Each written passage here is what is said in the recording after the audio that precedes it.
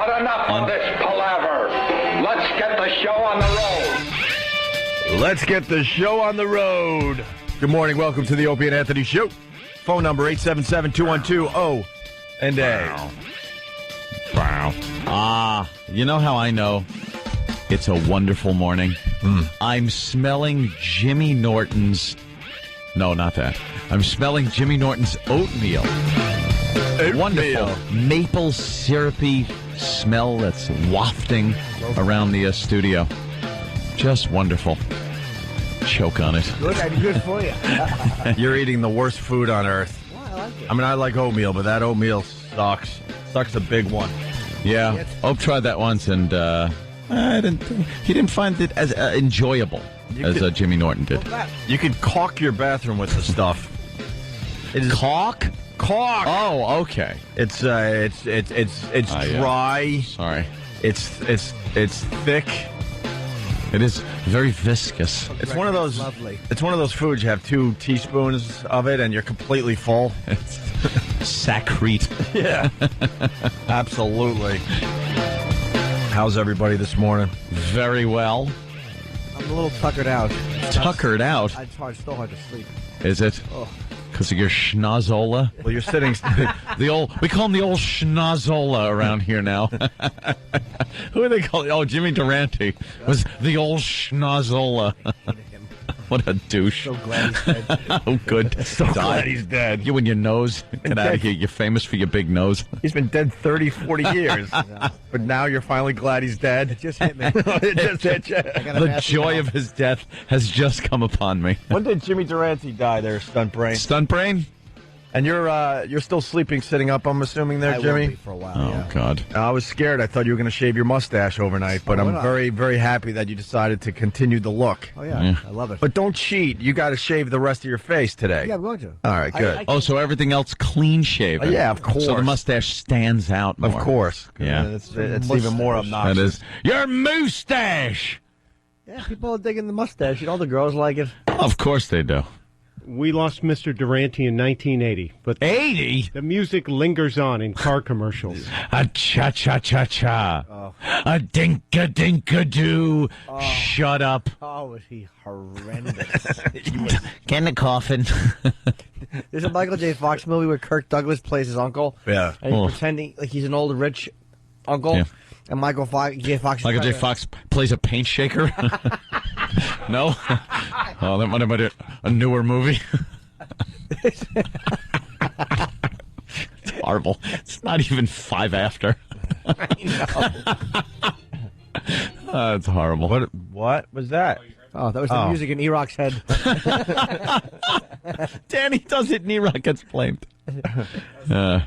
No, he just had it on. A cha-cha-cha. It was the cue was up a little loud. That's all. Let's hear what you were finding there. How is he famous? I don't know. Holy Jesus. This is when they really hated black people. Oh, boy, did they. Wow. Once upon a time they sang the Vodeo-Do, The Vodeo-Do. but that was long ago. Yeah. Everybody started into boop-boop-a-doop. Ew. They got tired of that, you know. Oh, that's terrible. Oh, no, that's terrible. That's just awful. Wow. They're critiquing him now? Oh, wow. Yeah, Interesting. Of course. But in the Michael J. Fox movie, not where he plays the paint shaker. Right. That was the hardware store Follies. And he's trying to curry Kirk Douglas's favor. And Kirk Douglas they just make him do Jimmy Durante when he was a kid. So now as an adult, he keeps doing Jimmy Durante for Kirk Douglas. Somebody else will remember the movie, and he keeps taking his hat off, going like, ra-cha-cha. Stop it. So No one's going to remember that. awful. No, somebody will remember with... Wow. Is it called Greedy? Greedy, yeah. Thank you, Stumper. Greedy. Wow, you're earning your name today there, Yes. sir. Wow. We're putting him to work. Woo! Paint shaker.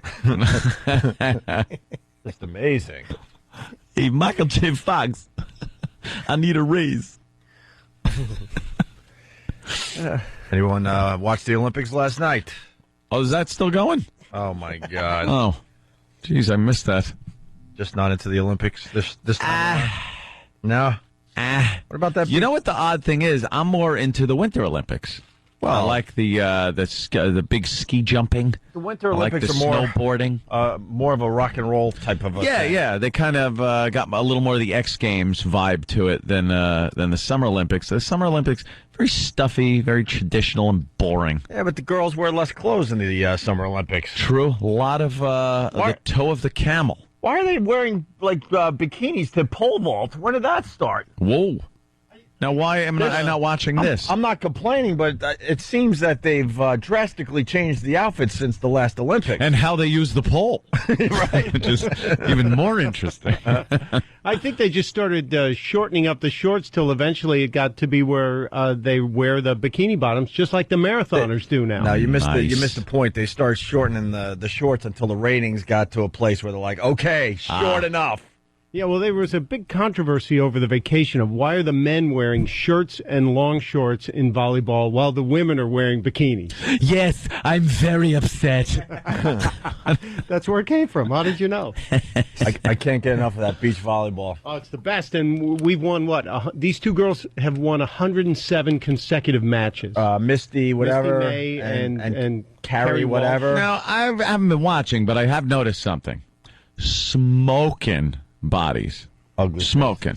But a little, I don't know, tranny on the faces. Although when they wear their sunglasses, it covers up a world of hurt. And then they take the sunglasses off for the interview, and you're like, put the sunglasses back on. Yeah, they need those huge cataract sunglasses. Really. This Kerry Walsh is what, 6'2"?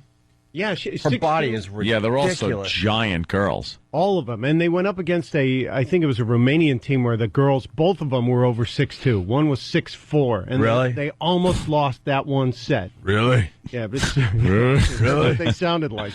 I got to tell you another thing. I watched for literally seconds the woman's discus throw. Oh, yeah. Oh, my God. Seconds? Seconds. They are the ugliest women on earth. Discus. They are beasts. Oh, yeah. Did you see them? And who goes into the discus throw? Yeah. Like, you want to try out, they're open in discus. It's like, what do you want there, honey? Discus or the shot put? Right. One of the discus throwers, she was a huge fan of Mary Lou Retton growing up. Really? Oh, I bet, huh? Wow. A real big fan? It's like she ate Mary Lou Retton. Wow. In which way? Jimmy, look at this body. Her face is average. What is that? All right, that's a nice ass. This is Kerry Walsh. Yeah. They're going to win the gold medal. I don't care if Although now I just freaking jinxed it, but they're going to win the gold medal. They haven't lost a match in over a year. Last time they lost was in Boston. Got my Olympic trivia last night. Just taking up wasted space in my brain. She does look good. How about a face shot there? Doesn't matter what her face is. No, I mean you. How about a face shot on me? Anything? Don't need to ask. Just no need to ask. Just go tie my shoe and pretend you're yawning. It'll happen.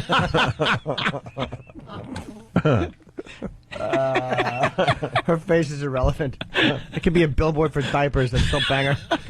She just turns around and there's no human face. It's a diaper ad. She really does have a nice ass on it there. But she figured out the sunglasses to make her face look way better. Oh, yeah, there's a problem there. Wow, she looks like Larry Bird. She really does. Yeah, an ugly Larry Bird. Wow.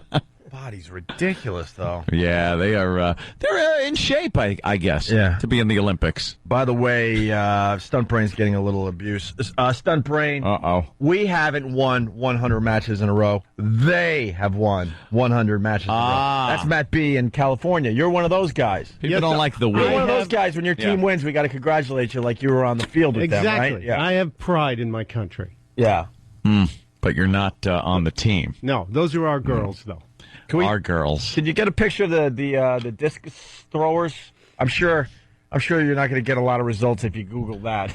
Ooh. You Google though beach volleyball, man, you could be looking at pictures for days. They got to be walking around just from the back, people going, "Holy jeez, that's fantastic." Yeah. Then they turn around, "Whoa." How is beach volleyball a sport?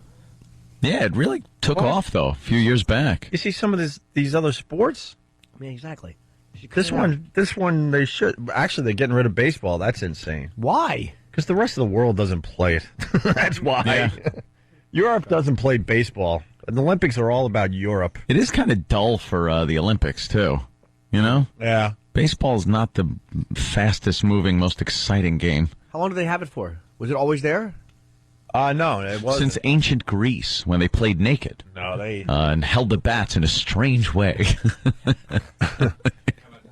Swing batter. She's one of the hot ones. Danny's trying to find, like, pictures of discus throwers. She's one of the hot ones, believe it or not. I Really? can't even describe this beast I saw last night throwing the damn thing. Because it would turn into an Imus situation, I do believe. Beast. Oh, really? Oh, just all right. Just a beast. I understand. Just a beast. Oof. That was all that was on last night was the beach volleyball, right? Yeah, That's it? Well, and some of that dumb track and field where the guys don't really run that hard because they're saving it for the finals. That's like the new thing. So you don't you don't really get exciting races. All they have to do is come in like the top 4 positions. So, you know, they start coasting. That's the one I saw last night. Jesus H. Christ. Who is that? That's the one I saw last night. I do believe. Wow. I do believe. I thought this was just open to people. What happened? Wow. Look, I didn't say anything. I'm just saying. I was wondering what she did when Gimme a Break was over. Oh, wow. She's awful. Holy mother of God. But they could throw that discus. Discus. They're good at throwing the discus. Why don't they just call it a disc? They Why do they have to go to the Greek discus? It's a discus. Unbelievable. And then hot female wrestlers. I wasn't watching wrestling. What? What is this guy? How am I missing the Olympics then? If all this is going on, Well, the pole vaulting started yesterday with the bikini bottoms. That was terrific. that I got to see. A picture, Danny. Comment. The end all. What? Look up Alicia Sacramone. Who's she? She's a gymnast. I didn't think she was. Oh yeah. She's the one with the huge neck, and she's the one who stumbled twice. Is she the blonde? She's one of the blondes who cost us the team medal. Oh, Costa. Okay, not the Rushki one. No, that's Nastia Lukin. She ain't too bad. She's won. She's all right. Oh yeah, this chick she's was won all right. I 4 don't medals. mind that. That's What the hell Nastia. is that? That's a little too much muscle going on in the thigh area. Alicia Sacramone looks Crack a it little like bit a walnut. like Jessica Simpson. Yeah. Let's go to Mike in Smithtown. Mikey, Mike. Hey, I work with Mike. What's going on? how are you, Mike? Last night, believe it or not, they had girls on trampolines jumping. That was It's one not of the events. not a sport. Not a sport. What did they do? They just jumped up and down and did splits like the old man show. Like the man show, the old. I kid you not. I called my wife and I said, put on the Olympics. And she goes, well, I don't want to curse, but that's what she called me because I was watching it. The sport is not the Just girls jump up and jumping. down. It's the guys watching. It's who can repaint the ceiling the most effectively. They're just the inspiration for the sport. If you put them in bikinis, the ratings will go up in 4 years. Believe me. Well, the NBC's okay. having Punch it out. NBC's having a massive problem because everyone was watching Michael Phelps do what he did. He's going to be on the cover of what? Sports Illustrated. Yes. With all of his medals, a la Mark Spitz. He Is did that he did the shot? He did the Mark Spitz. The money pose. shot? Did the Mark Spitz pose? Yeah. It didn't look like the Mark Spitz pose though. He should have done something else with his dumb medals. Yeah. Yeah, it was just a little weird and stuff. You know, the Mark Spitz pose was done in black and white. Wasn't a color shot. Really? Yes, very odd. And then what? They And then they hauled him out to England because they were afraid because he was Jewish, and they had the little problem there. So they moved a lot of our Jewish athletes out of where the hell was it that year? Munich, Yeah, 1972. Munich. Yeah. Oh, what is that? The pole vaulting in the bikini? Yeah, that's All right. Look at Danny Suicide go. jumper. Getting a lot of help here. Brad Miller from Port Jefferson. He says, Ope, show Ant the Russian pole vaulter that won the gold. She's effing hot. Let me check out that other shot you just showed because I want to see that. You know something? I'm not going to say anything, but I think someone maybe like Olivia Newton-John would do good in that sport because I'm looking. That's the one? This is the American. Would knock who that tracked- pole down. Not how they go over it. But, all right. This is our woman who trash talked the Russian, and the Russian lady said that inspired her to beat her. I must break you. That's the hot Russian pole vault? Whoa. This is the American. This is Gene. Gene. That's a pole vaulting pose? Jesus. It looks like Tub Girl. Well, you got to get into the tub girl position to get over the pole. I guess so. So, the Olympics are all right, but the second week of the Olympics, they don't know what to do because there's no more Michael Phelps for the world to watch. He's done? Like, that's it? He had the best week ever. They ought to stretch that out. You know that dumb show on VH1? Best week ever? Well, there you go. He had the best week ever. He should be the guy. Who had a better week in the history of the world than Michael Phelps? Seriously. Yeah. The guy win that many goals. The guy's money went up. He's going to be making $40-50 million next year. He had the best week ever.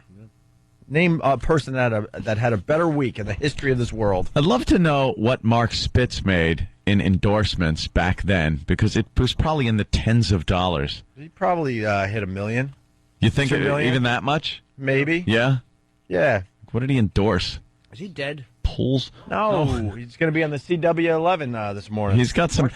Mark Spitz is there. Wow. I mean, Olympic coverage, worldwide coverage, and Mark Spitz...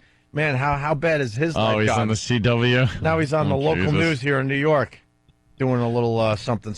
He was bitter, wasn't he, about something he was snubbed? Well, he was known as an a-hole. Really? Yeah, most people say that he was not a nice guy. Wow. At all. Is he a fruit?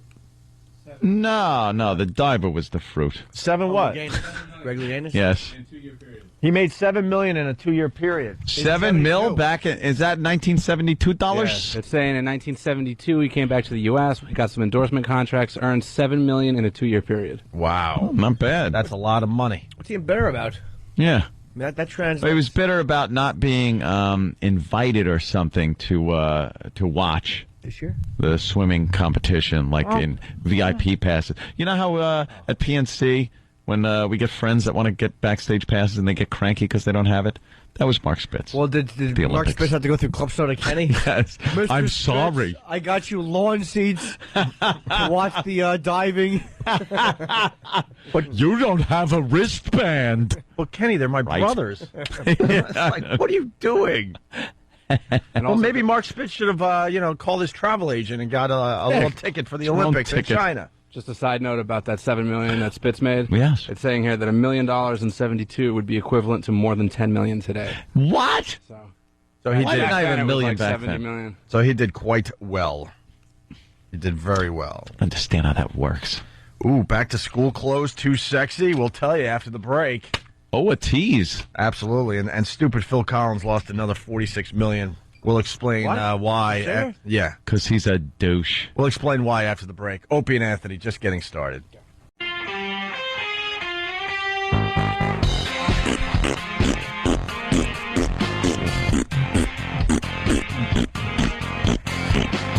You're checking out the Opie and Anthony show. Remember that instrument being in there? How stupid is Phil Collins, huh? Very. This is a topic that gets Anthony very excited. Extremely excited. I love when people decide to throw money away multiple times. You got to give everyone the one shot. Give everyone one. You get yourself married, things go a little awry, and you lose a crap load of your money. Phil Collins did it 3 times, and this last wife got just about 48 mil? What the hell? Wow. Any writing credits on any of his albums? Well, this is why you'll never get married again, right, Ant? Exactly. You'll do the one, or you did the one. I did the one. And that's it. That's it. It sucked. Well, Phil Collins just doesn't know how to learn a lesson. No. I'm doing some quick math here. His first wife took him for, it looks like, about $4 million.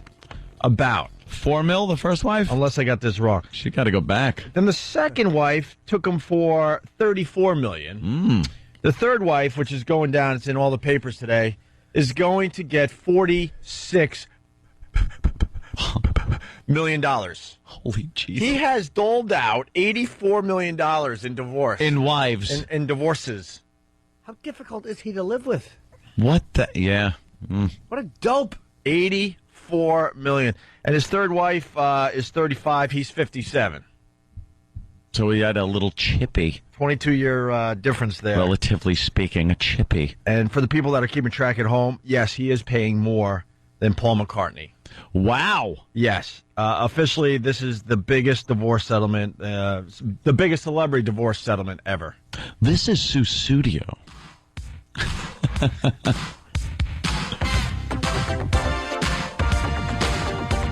There it is. Did she help write this? Is that what happened? Yeah, that's what we don't understand. Because I don't understand why he had to shell out that much money to an ex-wife. I don't get this. Well, let's break out the Genesis albums. Yeah, well, look at the writing credits and see if any of his wives are on there. Yeah. And this, as Jim said before, his wife's name is Sue Studio. And she stuttered. And they would say, "What's your name?" And she would go, Sue Studio. That's brilliant. What a dope film. Well, looks like the wives are taking his advice and suing. Yeah. Sue Filio. What a jerk. Sue Dopio. What an ass. He really is a dummy. 3 times. Just a dummy. How bad was his prenup? Yeah, and if you get taken the first time, and then especially again the second time, why the third time wouldn't you have a prenup? How long were they married this time? I don't know. It's probably a really bad prenup. He's like, if we don't get along, you only get $35 million. They were only together for 6 years. Oh my God! What kind of money was he making the last 6 years? He did some of those Disney or Pixar. Oh, right. He had some of those hit songs in those cartoony movies, right? Oof. Who's his lawyer, Master Poe? I would just settle. One of the wives he divorced or broke up with by fax. Yeah, he sent her a fax and said it's over, and I think that hurt him in the divorce hearing. And just to clarify, because there are a couple messages coming in, it was the biggest divorce payout in British history, because I think we've had a couple bigger here in the States. As far as celebrities go? Yeah. This is a celebrity. Okay. What is it? I thought he was like slamming some broad on CBS News or something. Dana Tyler, I think. Yeah?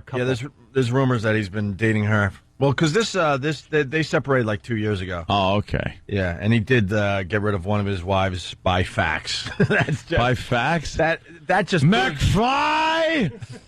that just proves. No, I'm divorced. No. That just proves how stupid he is. By fax? You want to keep her very calm when you're like ending the marriage, knowing she could take you. I'm going to send her a facsimile. Yeah, that's smart. He sent her a link to beatitbitch.com. Probably had some shock jocks do it. Hey, can you call my wife? No wonder he's got that hairdo. The 3 wives? Because he got one hair left on his head. Yeah. That one little hair that he combs back in the middle. Yeah, what's leaving faster, his hair or his wives? His wives. It's going to be a close one right to the end. Oh, funny. His bank account is like the wound in Kennedy's head. It's like it looks good from one side. We got God, that's awful. He's just dumb. Great. Just shave that dumb thing on the top of your head. Enough already. It's a little. It looks like a stripper's landing strip. One of those stripper doos that they use. I think he got transplants just to make that little weird thing at this point. That thing is really staying, isn't it? Because it's his trademark, I guess. Holding on for dear life, that weird little thing. What do you call it? It's like 4 hairs wide. 4 hairs wide that goes all the way to the back where the rest of the hair still where the rest of the hair grows. It looks like the mark a dog makes on the rug when he comes in, when he scoots. And he does a little scoot on Phil's head. Yeah. Phil Collins had no prenups in any of his marriages. Wow. So he didn't even learn when the second one took him for $34 million. He should have learned after the first one took him for $4 million. The only way I would justify number 2 and 3 is if his first wife got $20,000 in the divorce. He'd probably go, I got it made. Yeah. Smart for these bitches. Oh. I want to be the responsible one on this radio show and just acknowledge that there was a savage attack in an elevator Another hat removal. Yes, there was another hat removal. I just want to go on record and say that it's a terrible thing that happened before this gets a little out of control. It was horrible. It's on the front page of the paper. This guy, he's got a thing. He likes to kind of strangle old ladies in elevators. He put her in the sleeper hold, brother. Yeah. And in an elevator. He gets in there. They're just standing quietly like people do in the elevator. And as they start going up or down, whichever way the elevator was going, he grabs her by the throat and just starts choking her out. And she's wearing it looks like she's ready to go to the Kentucky Derby. Well, she's got an Easter hat on. She's got her Oprah Winfrey hat on. What movie did Oprah wear that? Is that The Color Purple or Beloved or one of them? One of them. I don't know. Same movie. Here's the story. The more you see, the angrier you get. Really? In the surveillance video, the elderly woman rides an elevator with a man who waits to attack until her back is turned. Other cameras in the building catch him running to freedom with the woman's purse and cane. 85-year-old Lillian France was mugged last Thursday afternoon on her way to visit her niece. The Guianan-born retired garment district seamstress is recovering from severe neck bruises, cuts to the face, and lacerations on her cheeks and the roof of her mouth. Oh, that's terrible. Oh, no, that's terrible. That's just awful. Yes, her cheeks. The psychological damage runs deeper because the mugger never seemed threatening before he struck. A mugger. He played the old woman. He pretends to be friendly, asks her what floor, presses the button for her. All right, this is, sorry, but this is exactly what we talk about. Which way's north? This was exactly what we talk about. Well, we haven't explained which way is north in a while, so when you find folks out there that want to visit New York City, any urban city, I believe, around the country, but in New York, we've noticed if somebody comes up to you and asks you what time is it, which way is north, run for your life, run, because if it's a nice summer day out and you hear, "Excuse me, which way is north?" and you go to point, you will feel a huge meat fist hit the side of your face. You'll hear that ringing noise for a split second, and then you'll regain consciousness to snow outside and Christmas music playing.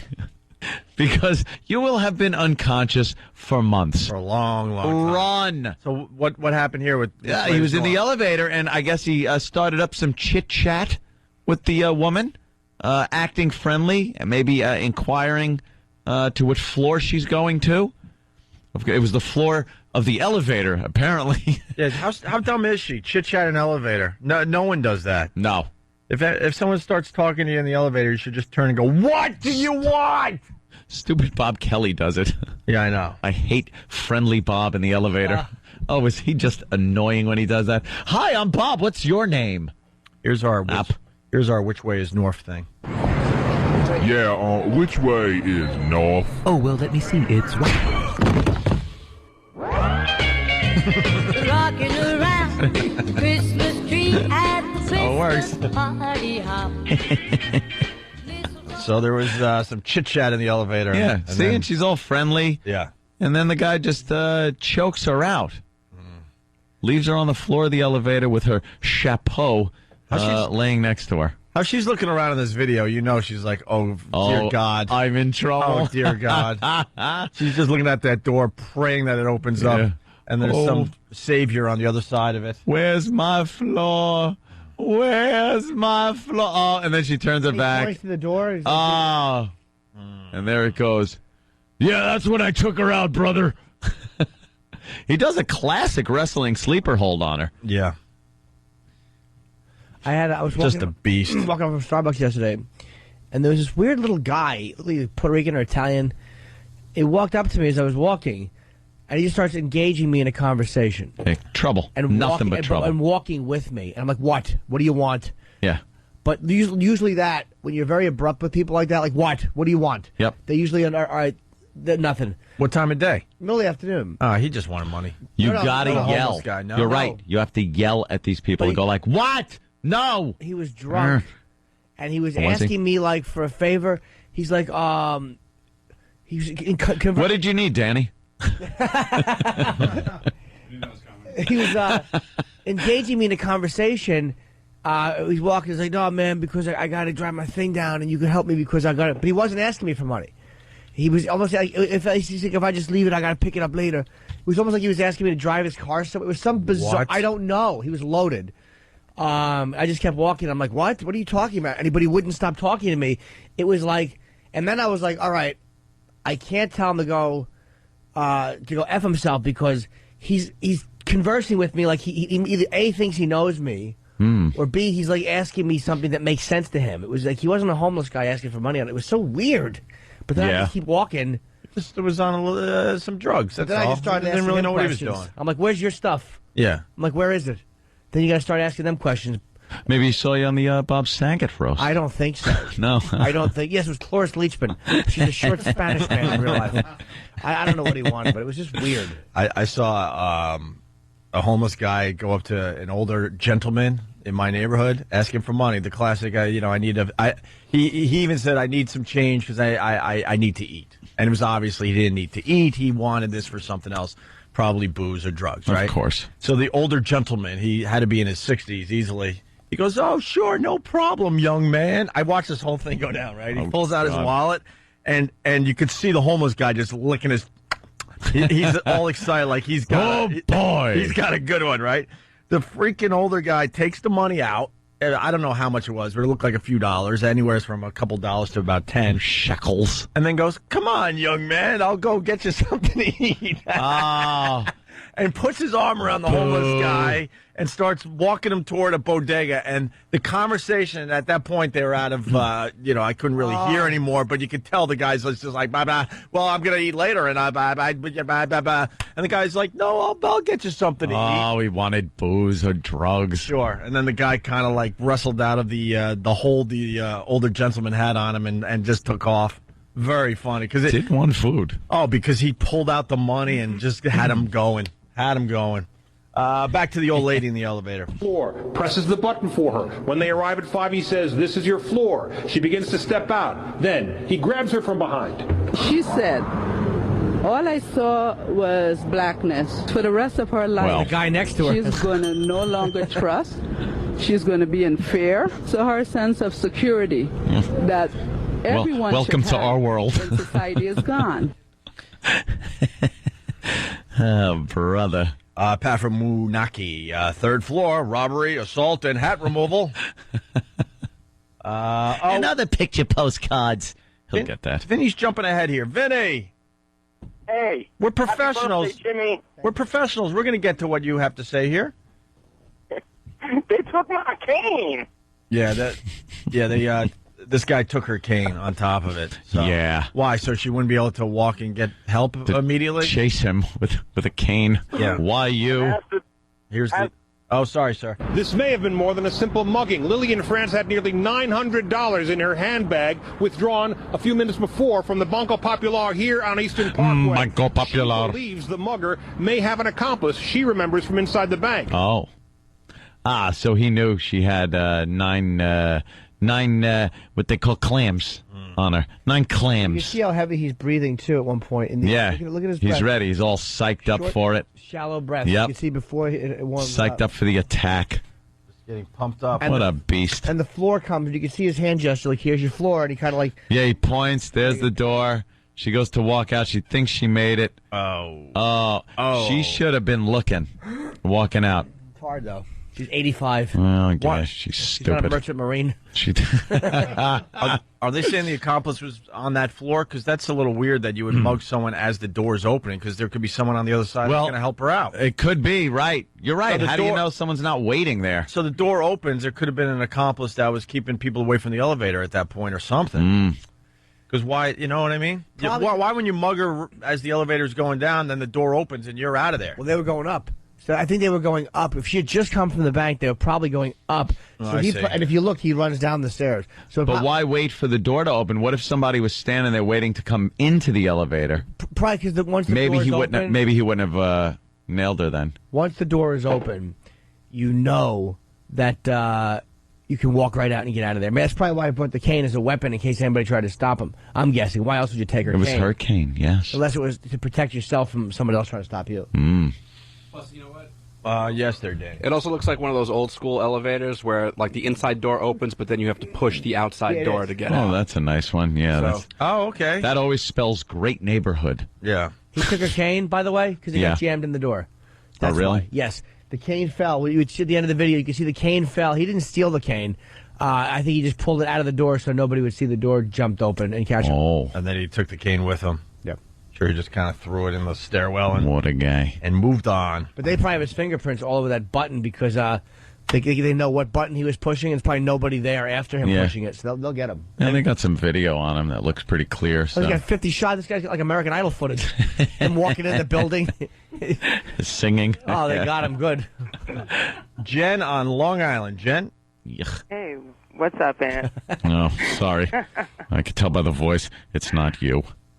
No, it's not the one you hate. Mm-hmm. Trust. So I was going to say, you're talking about you're welcome to your world because she saw that blackness. You do realize the victim was black too, right? Yes, we saw, do. like, the neighbors and the neighbor testimony. Another black on black crime. Isn't it a shame? It is a shame. We need more white people to be victimized. Come on, black people, step it up. All right, I'll be to your house later. Okay, Bye. Jen, thank you. An African princess. Calling from Wyandanch, I would guess. No? Well, now she's got to call back. Problem? We could play Guess the Town with She Jen. just said Long Island, so I'm thinking Wyandanch, Amityville. Wheatley Heights. Malvern. Malvern. Hampstead. Hey, right? Or would it be Hempstead's West good. Hempstead? Uniondale. Uniondale. If you don't understand these towns, just insert your own around your city. Sure. Well, a American hero is getting out of jail today, and Really? Yeah. And here's the story. This is a quickie before we squeeze in a break here. British glam rocker Gary Glitter. is out of American prison. hero? What? How did you? Why are you calling him American hero? Well, who hasn't done a little? Hey! Hey! Yeah. Stupid Gary Glitter ruined it for everyone. This is him trying to grab his laptop back at the airport. Hey! Hey! Hey! Hey! Hey! No! This man should be in the Rock and Roll Hall of Fame. Should he? Oh, my For this God. song alone, right? Every arena does this song. That Or is used to. true. Or used to. I think they're creeping back in, yeah. There was a movement to get rid of this song. Why? They played at the Little League games now. Gay! Down, down, down. Let's hear it straight.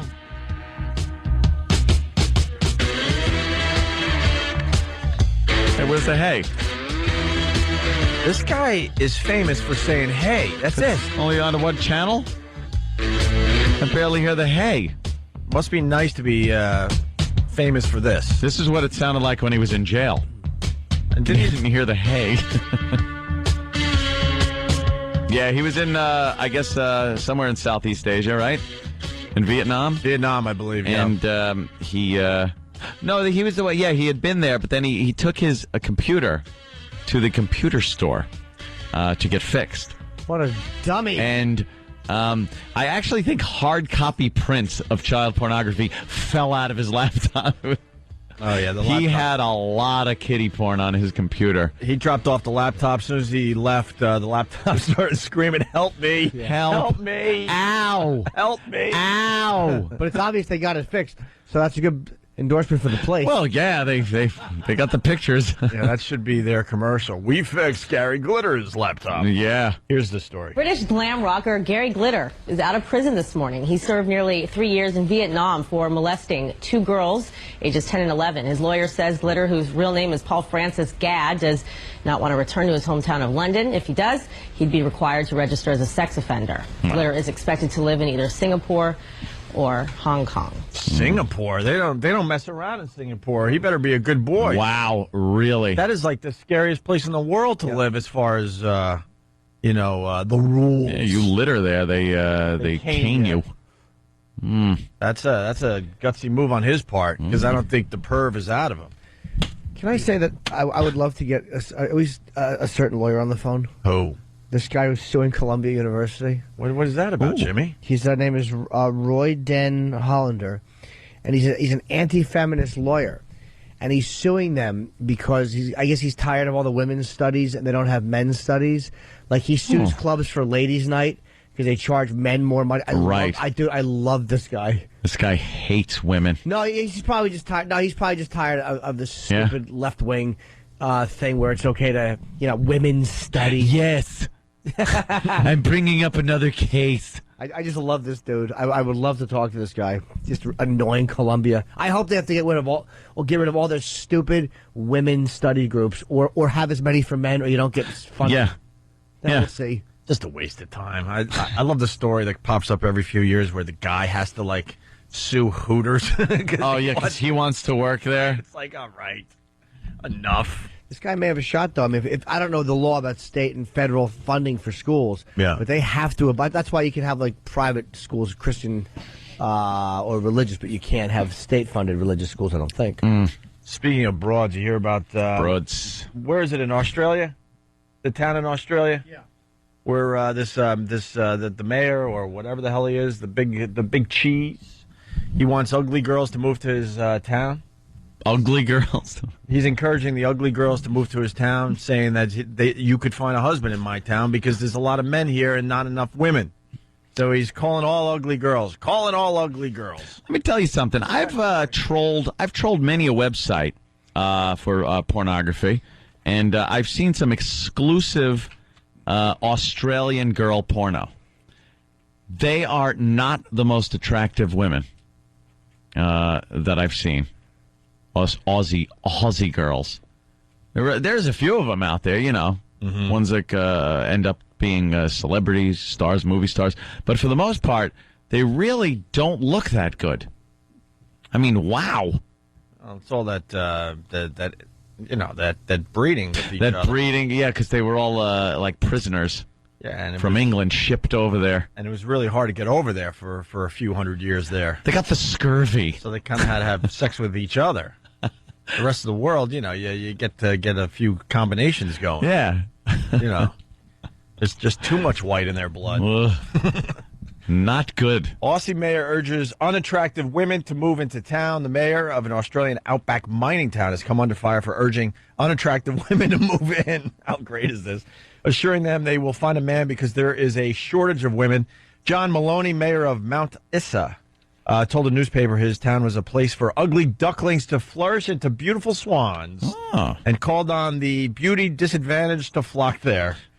Beauty disadvantaged. In the face of outrage over his remarks, Maloney stood by his comments, saying he did not mean to cause offense. Well, I said beauty disadvantaged, he told national radio. Now beauty is in the eye of the beholder. Beauty could be a good set of teeth. Beauty is a nice wavy hair. Exactly. Beauty could be blue eyes or green eyes. There's such a thing as disposition, temperament, manners, general attractiveness, attitude, and demeanor. All those things tend to make a person attractive. Mount Isa City Council Gary Asmus said that while there was a shortage of women, Maloney's comments were an insult to their town's menfolk. Oh my God, that's Aussie porn right there. Yeah, see, they're just yuck. They're all off. Yuck. They've gone a little off. The mayor was returning us to the dark ages and making the guys that live in this town seem like sex-hungry, starved men that will pounce upon the first girl that they see walking down the street, he said. So there's a bit of an outrage in this town. Yeah, huh? That's pretty ballsy. I like that. When does that when did outrage reach a mining town in Australia? Well, we've totally lost it as a planet when a mining town has to be politically correct. It's the old internet. Yeah, making the world smaller. Yes. Let's say hi to Mike in Jersey. Mike. Hey, what's up, boys? Hey. I used to work at a computer shop, and people would constantly be bringing in their systems, and we had 3 instances where they actually had kitty porn on it. And these perverts wouldn't even try hiding it or anything like that. It would be all sprawled out on the desktop. You see the files. So we would actually have to call the feds, we have to call the police, and we had to wait for them to come and get the machine. Meanwhile, the people are calling in, saying, "What are you guys doing with my computer? Why are you taking so long to fix my computer?" I'm going to call the cops. And they're like, well, I think the cops are going to actually end up calling you pretty soon. Well, the thing is, they probably don't think you can see it, or they're what kind of an idiot puts it on their that desktop? doesn't just chalk it up to a loss when your computer. Yeah. What's wrong with people? Exactly. It's amazing that I find that to be the problem and not the kiddie porn. I really am an idiot. You got to be. My problem is a decision making afterwards. Why don't they store it in a special file? Well, you got to jerk. I am. You got to be smart. You got to be smart in naming the files. Yeah, you got to name it like 2007 taxes. Oh yeah. Exactly. They were naming like 13-year-old. Right. Yeah. Not even trying. Idiots. You name it 2007 taxes, and then you get audited. And there's the IRS guy. Exactly. Oh, this is interesting. Yes, you're claiming a Loation boy. Yeah. Yeah. Just you got to name the file differently. The 2007 easy. Yeah, whatever. Easy form. Who's going to click on that? Thank you, Mikey. Thank you. More of your phone calls, You got any, 877-212-0A. You got any files on your computer? Not anything bad like that, like illegal stuff. But have you ever tried to hide anything on your computer and named it a different file and put it somewhere deep in like the system, like the Windows system? Wow, what are you up to? No, you know, sometimes there are pictures and things that you maybe don't want somebody else to see. Yep. So you hide it in the system file and name it something, that bet. sounds like a system name or something. What are you hiding? Glockenspiel. What are you hiding? In general, porn is porn. What are you going to get in trouble for? Let's say you have pictures of yourself nude. That are no. All right. No. Maybe it's like pictures of other people nude. Something like that. So you want to like tuck them away. So you hide them in deep in the Windows like registry files. But I rename them. I'll put girlfriend, but then I'll put naked NEKKID. I misspell it. Naked. Yeah, I've done that. I got a few pictures of my hog. Oh, do you? Yeah, of course. Yes. Could I see those, please? Yeah, we're getting a lot of They're filed under delicious. We could continue with this after the break, and people are requesting the Ernest Borgnine today. Can we replay that today, please? Yes. Can we find that? Words to Live By, Lloyd. Oh, yeah. Yeah, let's play that after the break. More of your phone calls, too. 877-212-0A. Opie and Anthony.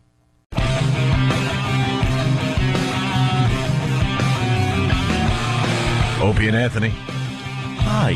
877-212-0A. Make sure you check out ondaradio.com. Still got lots going on to discuss. Some of the colleges out there are getting together. They want to drop the drinking age back down to 18. Wow. This is one of those things that I thought wouldn't happen. Like, who gets behind that one and tries to rally support? They're trying because they're saying at these universities that the kids are ignoring the drinking age anyway, and it's causing a lot of binge drinking. And they think they could control the binge drinking if they make the legal age 18 again. What's the logic behind that? Not really sure. Probably want to be able to sell it on campus and make money, and they have to figure out a good way to do that. So they say if we sell it to 18-year-olds, we'll make more money, but we can't just say that. So let's figure out a medical reason that makes sense. They're lying.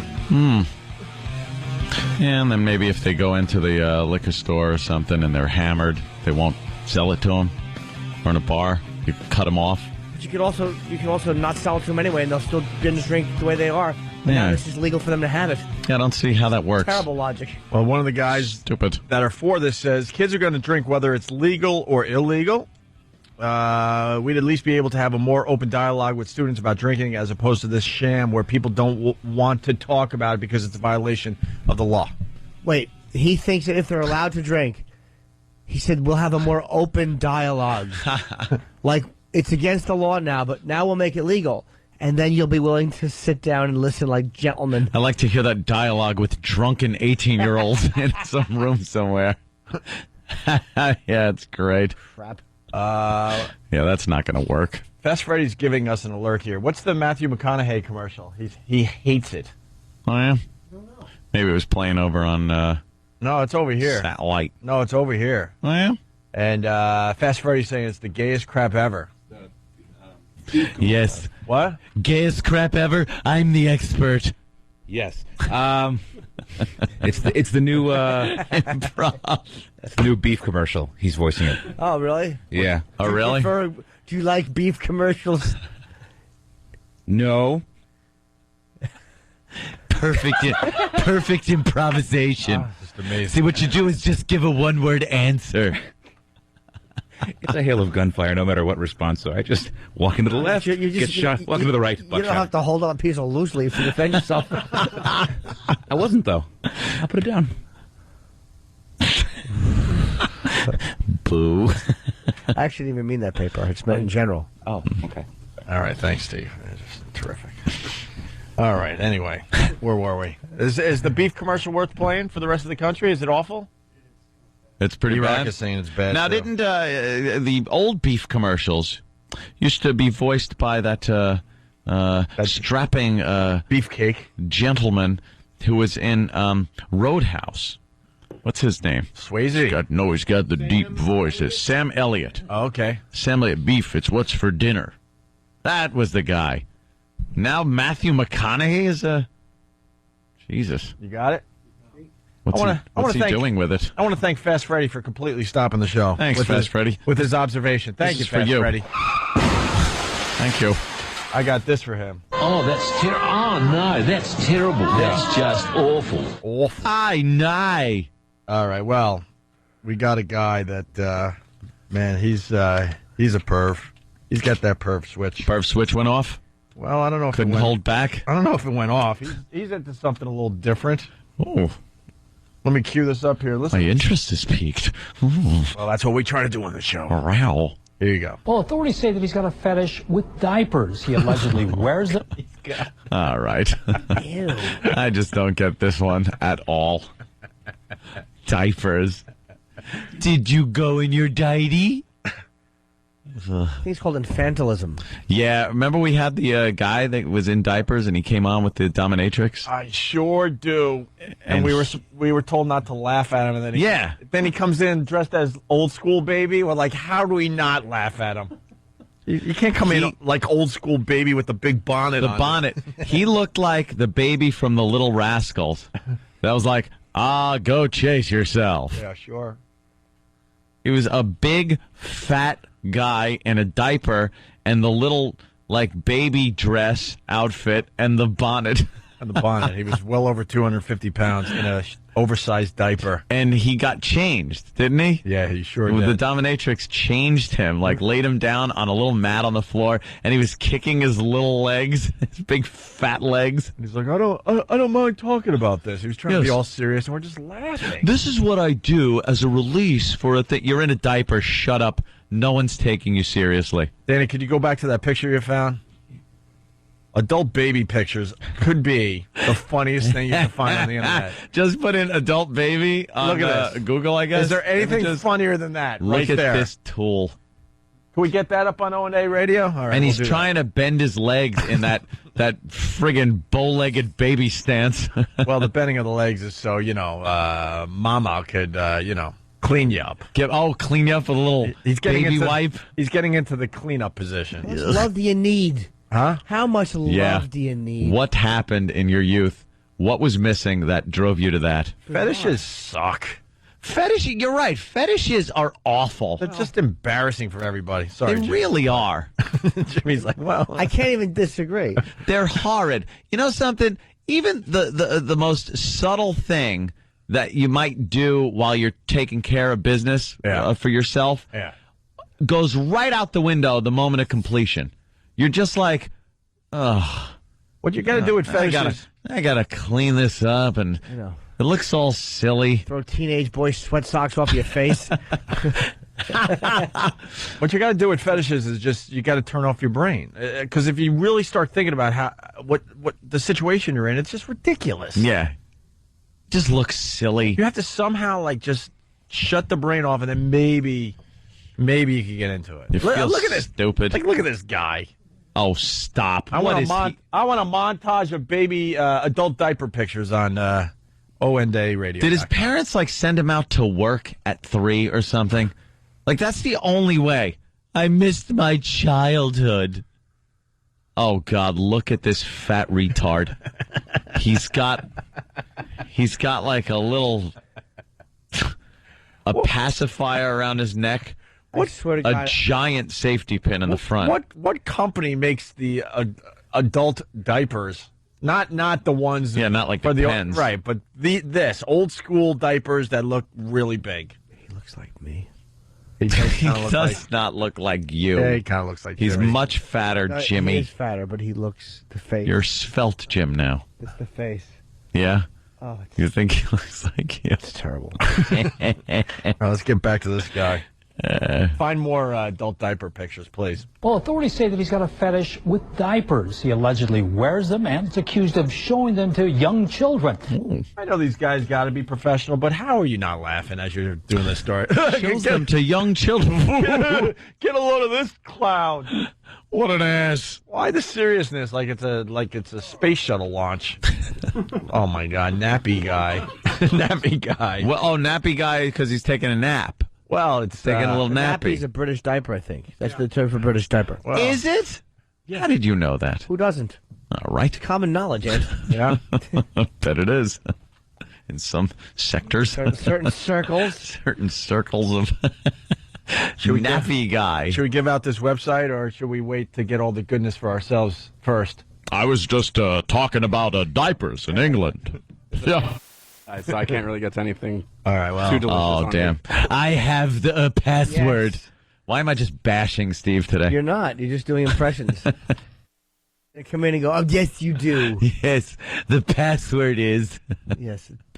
Let's get him in here for a minute, please. I want to ask him something. You want to Please no more Steve. I hate him on the radio.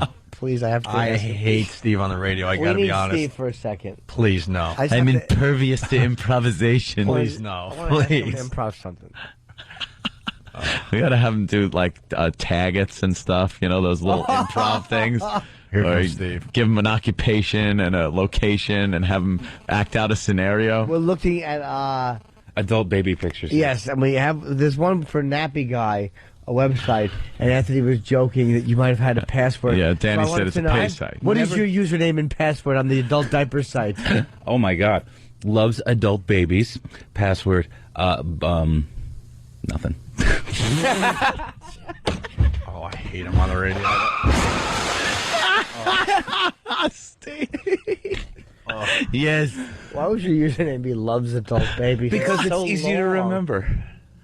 No, it's abbreviations. LUVS or LUVZ. I'm sorry. Yes. ADLT BABIS. My scalp is tingling. Steve Renee shows his password. Nothing comes to mind. It's wonderful. All right, Steve, thanks. Can we move on? Showing them to young children. A neighborhood in Holiday knows all about this man known as Boy Diaper. 31-year-old. Boy Diaper? Wow. Oh, he's really The going best part for of it. that sentence is everybody knows. I mean, it might be okay if one or two people know. Yeah. Hey, I know your name is Boy Diaper, but when it gets to the point everybody knows. Aren't you Boy Diaper? Well, he's the guy that Robin actually aced out for the job. Holiday knows all Diaper. about this man known as Boy Diaper. 31-year-old Barton Bagnus was charged in February with wearing a diaper and showing it to kids. Police know all about him. In 1999, he was convicted for a similar crime, and he's on Utah's sex offender registry where his alias is Boy Diaper. The February case happened on this street in Holiday, and he was charged with 11 counts of lewdness involving a child. He always had a big bag on him. With Oh, okay. Hey, whoa. I was sure we were going to have to dump that until she continued. Whoa. I don't know what kind of diapers he's using. Do they make transparent ones? on him with diapers in it, and then he would always he would ask the kids if they wanted to see his diapers, and then he would pull his pants down and his shirt up and show them that he was wearing diapers. Aw, it's cute. Is that pedophile, though, or is he just... Exhibition. Or not even sexual, but exhibitionist. really trying to be a kid? That's weird. Yeah. That's bizarre. Yeah. I want to find out where he works, and then we can make some more. Maybe he's a lawyer. Preying on the most innocent of victims. Yesterday, Bagnus was arrested after authorities say he came to this recreation center and exposed the diaper he was wearing to children. We're frustrated because we've made numerous arrests, numerous contacts with this man, and it seems that he's back out on the street. The 31-year-old lives with his parents in Holiday. His mother claims Bagnus suffers from dyslexia and was a victim of bullying during school. Oh, God damn it. Shut up, you stupid enabling mother. Smack him in the face. And say, take that diaper off. Dyslexia, and he was bullied. Shut up. Well, he's dyslexic. Everything's backwards. He's big, but he wears small person clothes. He's little person's he's going clothes. backwards. Stop it. Yeah, he should be shot. In school, she says he never recovered. Maybe his happiest time was when he was a little child, and maybe that's why he's so got this fixation on children. Kill yourself with diapers. Well, that's another problem. That's a physical problem. Maybe mommy shouldn't have been taking tennis lessons. A little attention might have helped. Yeah. She says that the diapers are a physical problem, so she's trying to blame it on the fact that perhaps he's incontinent and has to wear diapers. Yeah, because showing children, and it doesn't seem like he's wearing adult diaties. Well, that's another problem. That's a physical problem. But those living on Kentucky Avenue have no sympathy with his past. They're upset Bagnus still gets to walk the streets despite his Concerned record. citizen? It's frustrating to see that the system doesn't work, because it's only a matter of time, before some else, and I don't know, he just grosses me out. Grosses me out. How would you feel if you were a mother? Let's play devil's advocate for a minute. Alrighty. You do the best you can. Yeah. And your best work is being arrested at age 31 for wearing diapers and showing them to children. How does that make you feel? That's where your best efforts got everyone. What a monumental failure this woman is. Yes, she has failed at the easiest job ever. I do believe she wasn't a good mommy. Just giving birth and making sure the kid has what he needs. You couldn't raise a bigger goose egg. and he lives at home. It's not like, look, my son, the physicist, wears diapers. Yeah. He lives at home. Mm-hmm. He's been arrested for showing his diapers to children, and he continues to do so. She has to make his mac and cheese every day. Exactly. What was that last picture you had there, Danny? Don't even attempt it was to a say girl? it's hot. Now, hold on. Don't even attempt to say it was the hot. girl in the diety. That's hot? It's not hot because it looks like it's used. And there's like a pad around back or something. Yeah. But there's something rip the diety off. I'm undressing her with my eyes is what I'm doing. It's boy shorts made out of diaper material. Yeah. It's not hot. I agree it's not. Growl. Hot?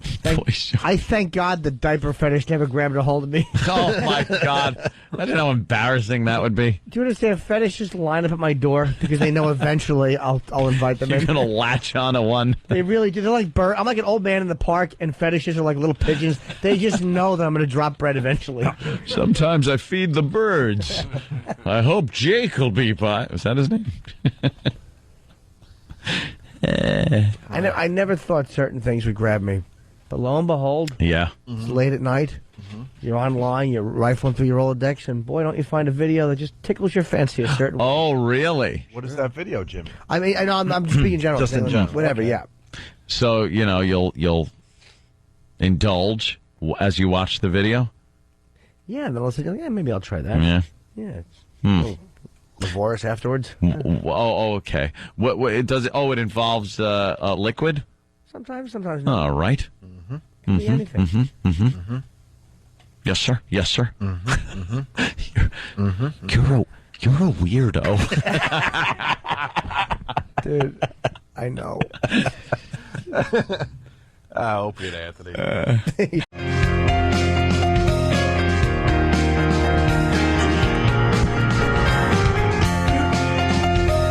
Opie and Anthony. What were you talking about, Jimmy? Fan. I normally don't go to video links, but this fan sent me a link to a video site. He goes, it's the worst site on the net. And I don't remember the name of it. I'm trying to find it. Foundry Music. Oh, my God. Before I got a sentence out, you had that one ready. Yes, Foundry. Get out of my way. And it's got all the horrible videos, like the beheadings and the horrible stuff. And I always watch that stuff. I wish I didn't, but a part of me... I know. Why do you watch? I don't know. It's like you're trying to conquer something. There's no pleasure in it. You're trying to... I don't know. I wish I had a better answer for you. Yeah, I the same I as the can't people go with there. Rubberneck. Mm-hmm.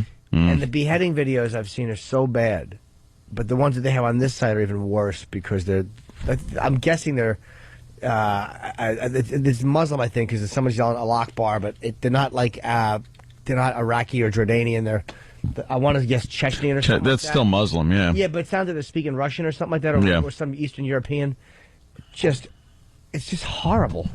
Ugh. And they do the beheading slow? Yeah, that was what I was telling Anthony off the air. It was that they don't just do it and get it done. It's almost like the one guy's filming, and there's a bunch of soldiers. It looks like because they're all armed, heavily armed guys. It looks like it's some kind of civil war or something, and they're all just laying on their stomachs and they're just bleeding them out. But the one guy's grabbing the guy under the chin and lifting his head so he's trying to breathe. It's like, oh my and the guy holding the video camera's like chuckling about something. Why do you watch this? I don't know. You're like a crazy person. It's going to give you nightmares. It was awful. People have tried to set themselves on fire. Like, suicide's bad. Is it toxic? I don't want to give out the site just in case, but is it toxic something? I don't believe it is. I don't Okay. know. All right. I might not even know it if I heard it. Okay. I don't think I'd actually give this one out on the air. Anyway. This is just too creepy. Yeah, People a little find too... That's just too awful. And you saw like videos of guys burning alive? There's this one guy did like a medley, if I may be permitted, of people who have set themselves on fire in suicide attempts, and some have actually lived. And there's a bunch of them. First of all, if you're going to kill yourself and you set yourself on fire, if you commit to do that and you do it, if I had a hat, I'd tip it to you. I don't get it. That has got to be the most painful way to go. Dude, hold a match under your finger. Burning, yeah. Yeah! Yeah. Ow! It's horrible. Now, Fire that stinks. on your entire body, fire stinks. Who likes fire on them? No one. Who sees a fire and says, "What? That would feel wonderful all over me." All over. I got to just rub fire all over my body. That's horrid. Yeah. And there's one guy, some of the videos are terrible. Like this one guy, he really wanted to commit suicide. He's like on like the 8th or 10th floor of an apartment building, and he sits in the window and he sets himself on fire and then just leans back out the window. And jumped? He falls backwards out the window on fire and hits the ground. I mean, Did he go out when he hit? It looked like he died. Yeah, I mean, who knows? No, I mean, did the fire go out? No. Oh. Smoldered and burned. Did he him. go? Of course he's dead. Now, it looked like he could have passed on. Let me tell you something. There's one guy, it looks like he's in a park somewhere, and most of these things are not in America, so you can't really understand what people are yelling. I imagine it's ouch in another language.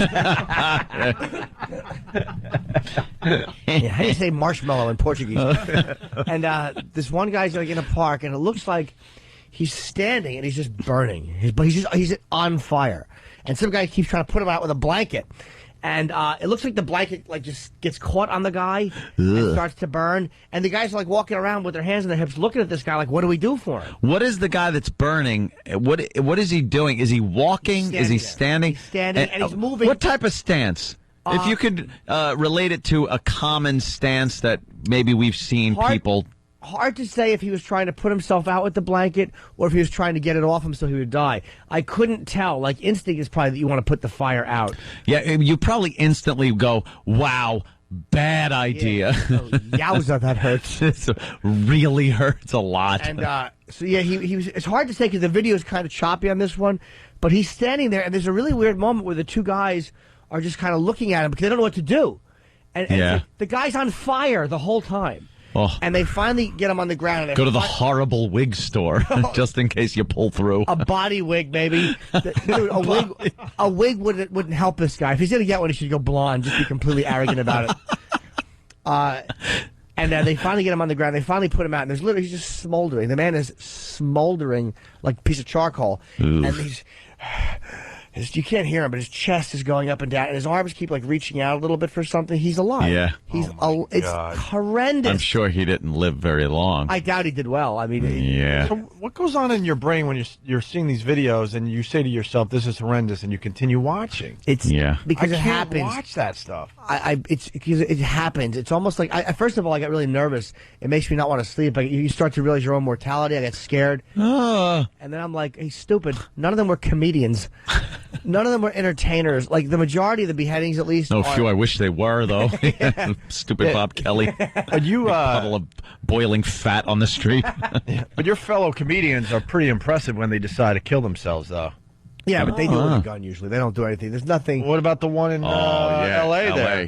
The Hyatt on Sunset Boulevard, where the guy decided that he needed to jump from the roof and land. He wanted to hit the entrance of the Comedy Store where they weren't too nice to him. Yeah, and he fell short by 50 feet or so. He didn't run long enough. Well, he didn't get a good start. That guy, he jumped off the roof. I mean, when all is said and done, he did just jump off a building. Yeah. Richard shot himself, and I know a couple other comedians. I know another guy that hung himself. Another guy who gassed himself in a garage. Send in the clowns. Yeah, Right. another girl who hung herself. Hey, funny man. What, local All comedians? comics, yeah, people have comedians.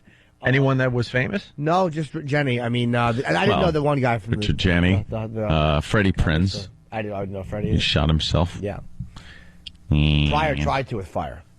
Did he try to kill himself? Yeah, it was a suicide. Oh, wow. So, but that's a rare, he's Richard, so he had to go extreme. But the idea of doing that, just putting fire on yourself. That's insane. But when I'm watching that stuff, I don't know why. But then I start thinking, like, most of the beheadings tend to be in areas where there's some kind of a conflict, an armed conflict. It's religious stuff. Yeah, it's not at a mall. Yeah, it's not happening in the States. They're usually, a lot of them are soldiers, or they're foreign soldiers, or they're people who are in that mix. It still doesn't, like, a clip like that, even though it's far away and they're speaking some other language, it doesn't take me far enough out of it to not be completely disturbed and not be able to watch it. I can't watch those.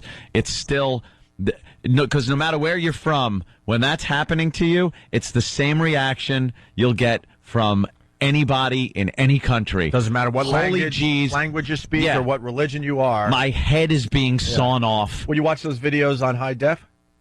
Oh, God. The Olympics, they look pretty impressive on high def. You like that? Maybe some of these videos on high def. Jimmy, would you go high def with these videos? You wouldn't want to. The one of the guy on fire is jumpy. A lot of them are jumpy because people are just grabbing them when they're happening. Yeah. And there's one from the Fedayeen in Iraq. Fedayeen. Where I guess the guy, they translate it for you, the guy had failed his mission.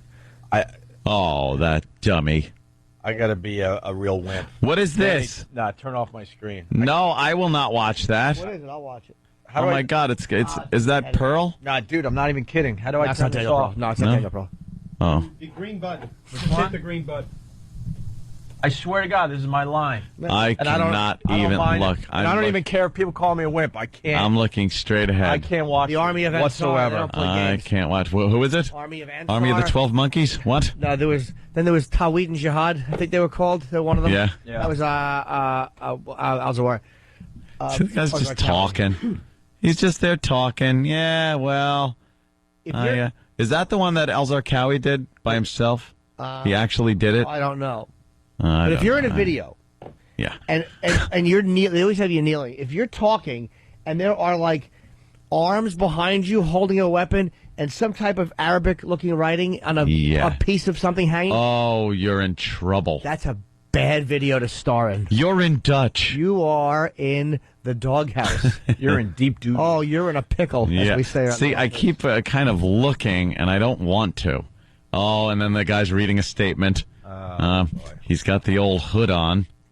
This is just despicable. Yeah, we don't have to watch it. I mean, I've seen so many. You just want those people killed in horrid ways. I hope a bomb went off just outside of range to kill him instantly. That's it. Thanks, E-Rock. Oh, that's the site? No, E-Rock found it. I don't know. I don't care about watching this stuff. It's very disturbing to watch. But when people do watch it, I can't watch it. It's too much for them. Jesus, Danny. What the hell? He's over there like it's a cartoon. It is uncomfortable, though. It really violates you in a weird way. Yeah. I mean, other people out there, I'm sure, have seen them, and I wish I didn't watch them. It's because the only thing you can do watching videos like that is imagine what that would be like. You watch it and then imagine, how would that feel? What if I was in that position? And it's incomprehensible, the horror that would be. So Yeah, I'd rather not watch. That's why we watch porn. You want to be in that. Exactly. See? Yeah. You're right. Porno is great because it puts you in that situation. But why would you want to put yourself in that situation? You don't. You're right. Of course. You want to be the person in the movie. Yeah. She's having fun. Let's go to 50 people paying attention to her. Let's go to Jersey. Jersey. Hey, I could just picture Jimmy sitting there going, fire, fire, fire, fire, fire, fire, fire, fire, fire, fire everywhere. Lily. I found the. Do we have Jimmy's fire song? I found the website. The fire ones are bad, but the beheading ones are so graphic. The fire ones are it's just something on fire. I mean, they're terrible because you know it's a person and it hurts. Yeah. There's one, though, it's kind of funny because the guy, I think, tried to set himself on fire and then had a thought otherwise and was screaming and trying to take his clothes off. And he did live. It looked like he did it to make his girlfriend mad or something. Oh, that's good. But he did live. But, was he not pleased with his decision? Fire is just one of those things where no matter how good it seems an idea at the time, when you're doing it, you got to just go, wow. For the most part, you can't psych yourself up to get to that point. Because you probably put some type of thing that makes the fire stay on you. Because you can't just put a match on your head and burn to death. No. You've applied You'll something. look silly. You would, a little match, your head would be out, and you'd smell like burning hair. Within seconds, you realize this was a really, really bad idea. Nick in Beechwood, what's up? He's got something about the fire people. Good morning, boys. Morning. You guys know the cover of the Rage Against the Machine album with that? It's like a Tibetan monk or somebody set himself Yeah, on that's fire? a famous shot. Yeah. Apparently, after he set himself on fire, he just sat there. He didn't scream, didn't complain, nothing. Well, that's some of that yoga teachings. Is that yoga? Yeah, a little meditation and yoga gets your mind set. That's some discipline. It's all about the discipline. That's some discipline. Let's say hi to Jim. Jim in New Hampshire just doesn't get it. Jim. How can you watch that, Two Girls in One Cup, and not Little Beheading? Are you out of your mind? That's a big jump, my friend. Yeah. Well, some people can't watch Two Girls, One Cup, I understand, but that's a big jump you're making right there. I'm trying. Yeah, All right. Not doing a good idea. Set yourself on fire, sir. Let's go to Marcos in Jersey. Marcos. By the way, when fire is on you, I'll bet you the first thought you have is, get it off me. Get the fire off me. Can you please leave? Fire, leave. Fire, stop it. Go away. Fire on you is really unpleasant. I think the first thought you have is, I think there's water around here somewhere. Yeah, let me get in it quickly. Let me look around and see where the water is. Marcos. Hey, what's going on, boys? Hey. Hey, Jimmy, the video you're talking about with the soldiers, that's the one where they're all lined up, like, on a hill, and they're dragging them one by one? Yeah, well, yeah. And the camera's, like, right in their face, and he's, like, smacking around while they're bleeding to death? Yeah, it's really terrible, man. Oh. It's really terrible. Savages. I think I got, like, the same thing that you got, Jimmy, bro, because, like, for some reason I have to watch it. I don't know why, and I'm there by myself. It's sick. I don't know. Something's wrong with me, I guess. It's almost like, because you're not watching it. It's not like watching it for sexual pleasure or because it's funny. It's just, it's this event that happened. It's real. It happened. I mean, everybody has the instinct because we all do look at the old example at a car accident. Every person, there's an instinct thing with that. I don't know what it is. It's finding a way to avoid it. And I don't know what the instinct thing that drives you to see that is, but it is there. Because we all look, we see someone disastrous happen, we all look. Maybe we could get a psychologist or psychiatrist. Which one do we need to talk to? Which one does? I believe a psychologist. Psychologist, and the other one just gives you the meds. Gives you the dope. Maybe one of those could call. One of those whack jobs could call us and tell us why we look at this crap. One of those quacks. Yeah, those quacks. Thanks, Marcos. Let's have some fun with Ernest Borgnine once again today. One of the better clips that come down the old pipe in quite a long time. Yeah. Ernest Borgnine, very famous Hollywood actor, 91 years young. 91. He was being interviewed. I think a lot of people have seen the video by now, but it's just worth playing again on the radio here.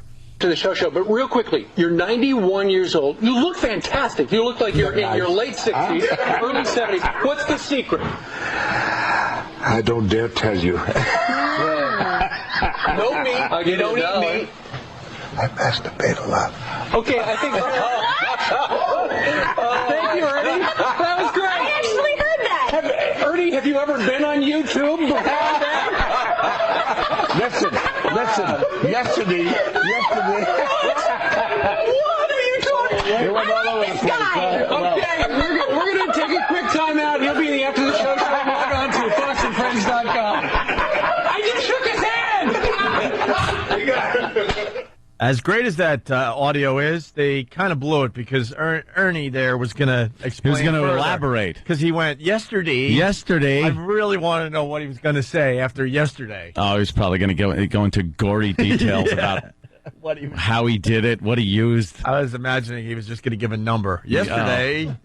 Oh, really? Oh, like yeah. 12 times? Yesterday, 12 alone. Brian, Long Island. Hey, yeah, there's this great sick video of the guy who's the stalker of Bjork, and Bjork. he sent her, the Bjork. Bjork. He sent her a bomb in the mail and documented this all on video, and was timing it so that he killed himself at the exact day where the package should have gotten there, and you see it all on camera. And the disturbing part is you see him shoot himself, and he falls out of frame, but then you hear all this stuff leaking out of him as he's on the floor. I saw that video, actually. Wow, no way. Yeah, this goes back a few years. Yeah, Bjork. He times it so that he does it the minute, like, the last song on her album that he loves. Like, yeah, this guy was a real creepy. Wow. His own suicide. Oh. He was, like, shaving parts of his skin off towards the end, so he had all these red bands across his face. Yeah, I watched some of that video. It was very disturbing, but I watched it. Bjork had a stalker. I just saw it last night for the first time. Oh, the suicide guy? Yeah, it's awful. Is it?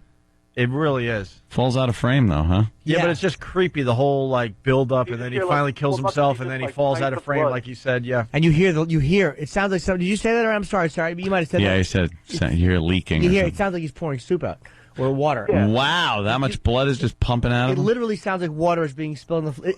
The sound was so... The makeup makes it creepy, too. It makes it very creepy. But he made up his face in kind of like a tribal, like... Oh, yeah. Oh, look, he's a big fat idiot. But he shaved his head. Good. Good riddance. He's got the Bjork on freeze frame in the background on a crappy TV. What does the sign say behind him? The best of me. This was 12 years ago? I thought this was... wow, His whole okay. fantasy was that he was going to meet her in heaven because she was supposed to die the same day because of his bomb. Oops. Oh, really? That's what he was planning. Yeah, but because wow, what a whack job. So he mails... Hold on. Like, busted him on it. They were able to intercept the package. I'm sorry, Brian. It's your radio. You continue. Yes. So he sent her a bomb. Yes. It was supposed to blow up at the exact moment he killed himself, but they intercepted it. What a dope. Yeah, the video is very disturbing. He's in the afterlife just going, where's Bjork? God, what a douche. Yeah, no kidding. Very creepy. All right, see you guys. Thank you, Brian. He's all fat in a thong. Good call. How long is this? He's wearing a thong? Yeah, he's covering his penis. It's just, I thought he was naked until he turned around. He does have a covering on. He's not nude. He's got the man boobies working. He's awful. Dude, you know what, dude? She's a very good singer, dude. Look at the discus. They finally got video of these beasts throwing this disc. Ugh. Look at that thing. Let it be known I'm looking at at the gold. All right. Anyway, Stunt Brain, go ahead. Yeah, I was going to say, what's with the Darth Maul makeup on this guy? Yeah, He's got like Maul. Star Wars makeup. Yeah. Before that movie came out. Where does he shoot himself? He was ahead of his time. In the mouth. It's In not the even mouth? graphic. You hear it, and then he falls. He's deep breathing right now. Watch. No, you don't. You don't see anything. He shoots himself. Nothing comes out the back. But he makes it. The noise is uncomfortable. I got you. He makes it. If you get the audio of that, it's just, if you didn't know what it was, it wouldn't bother you. But it's like a pop, and then he goes like, oh, and then it just sounds like somebody spilling water on the floor. It's disgusting. It sounds fake. You don't really. Danny's just like, the heavy breathing before he pulls the trigger. He's listening is really to one of her disturbing. songs. He's really getting himself pumped up. Dude. What, Danny? What I'm watching in the video, I just rewound it a couple of times. Nothing comes out of his head, but you can see the top of his head actually bubble up a little bit and not break. I'll back it up so you guys could totally. It bubbles up a bit. Oh, thanks for that. I didn't know. Old pea soup top of his head. Watch the very, very top of his head, right when he pulls the trigger. Yeah, his head's shaved, so it's kind of easy to see. It's like someone shooting a steel door. A bad fan he Watch. is. Bam! You see it? Oh, rock! Wow, that bullet wanted to go. Yeah, almost came out. Leave his brain. Oh, too bad he didn't have a hat on that could get lifted up. That'd be almost Laurel and Hardy-ish. Yeah, it kind of looked like one of those guys you see on the streets that has the bad toupee and the wind just kind of puffs it up a little bit. Yeah. That's what happened to the top of his skull.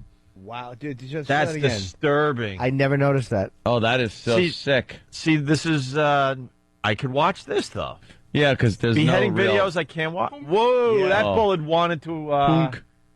Give him an old exit wound. The old turkey timer in his head went off. Yeah. Can you get the audio of that? Yes. All right, Larry in Texas. Larry! Good morning, boys. Hey. Hey, George Carlin used to have a term for this in one of his bits, and there's an adjective that describes wanting to watch all this crud. You know, and he would describe it as burning buildings falling on people. Jimmy, don't you remember that from one of his... I don't. I mean, obviously, I'm sure he addressed it because he addressed every... You certainly captured the essence of Carlin's bit there. Anyway, I can't remember what it is, but somebody will mind it. See ya. All right, sir. Thank you. Larry, Texas. Why don't we take a break? Back to school clothes, too sexy? No. We'll tell you about it after the break. And Disney says no to musical panties. What? Disney... These people know what they're doing down there in Disney or wherever their corporate offices are. Yeah. Musical panties? They know how to sell stuff through sex. I'll explain that one after the break, too. And then you got a stillborn baby found alive in morgue.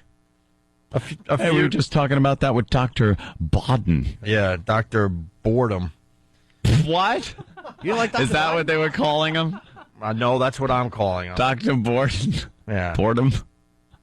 I write a lot of my own material. Yes, that was Dr. Boredom. Well, he was enough about death. Stuttering a bit, but he got the point out eventually. We had the legendary Dr. Bodden on our show yesterday. Yeah. He loves talking about death. He sure does. And he brought one of his ghoul friends with him from England. Whatever. It's all inside stuff now. I understand. Opie and Anthony.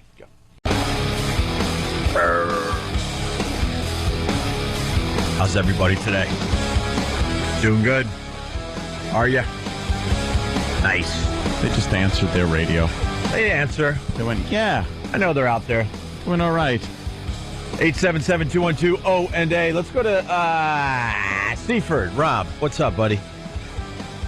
Hey, guys. Hey, Rob. How you guys doing today? Good. So, hey, Jimmy, you're sick, dude. Gotta tell you that. I love the show, but you guys are creeping me out with all this blowing your brains out talk. But I do have some insight into the crazy Bjork guy. Okay. So basically, it was a few years ago because this stuff is old. They did a Dateline or some sort of 2020 special on the guy, and the reasoning behind the makeup is, I guess, when these nut jobs go to kill themselves, they will do things like shave their head and paint their face, so that when because like this guy was videotaping stuff and probably watching it also, or looking in the mirror, and they do these things so they don't recognize themselves. So it makes it easier for them to kill themselves, basically. Wow, that's fascinating. I didn't think that. Right. Screeching halt. New York City's going to help us out. TK, what's up? Yeah, I want to know if Anthony collects turbans and the kerchiefs that the Muslims wear and bits of blown-up bombs. No. Well, you collect Nazi memorabilia, and they killed women and children in pits and dropped babies from the tops of buildings. What's the difference? They were snappy dressers. Oh, but you called the Muslims barbaric, but the Germans are not. Why? Because they have blue eyes and blonde hair, and they look good in a nice uniform? He's a fan of the I don't think I era. said that. I said I was a fan of the era. The whole thing with the World War II and the 40s, and it was... Are you a fan of the 2001 era? It was one of those being killed in Iraq? noble wars, and, the German army, you got to admit, snappy dressers, good clothes. So if the Muslim terrorists dress really well in nice Hugo Boss suits, you'd be a fan of them also? I'd be a fan of the way they dressed. And you'd collect their stuff. You collect their uniforms. They blew up 3,000 Americans in our city. No, I think as time goes by, people would collect more. I think now it's a little too, soon. I'm not talking about people. I'm talking about you. You called the Muslims barbarians, but the Nazis were worse.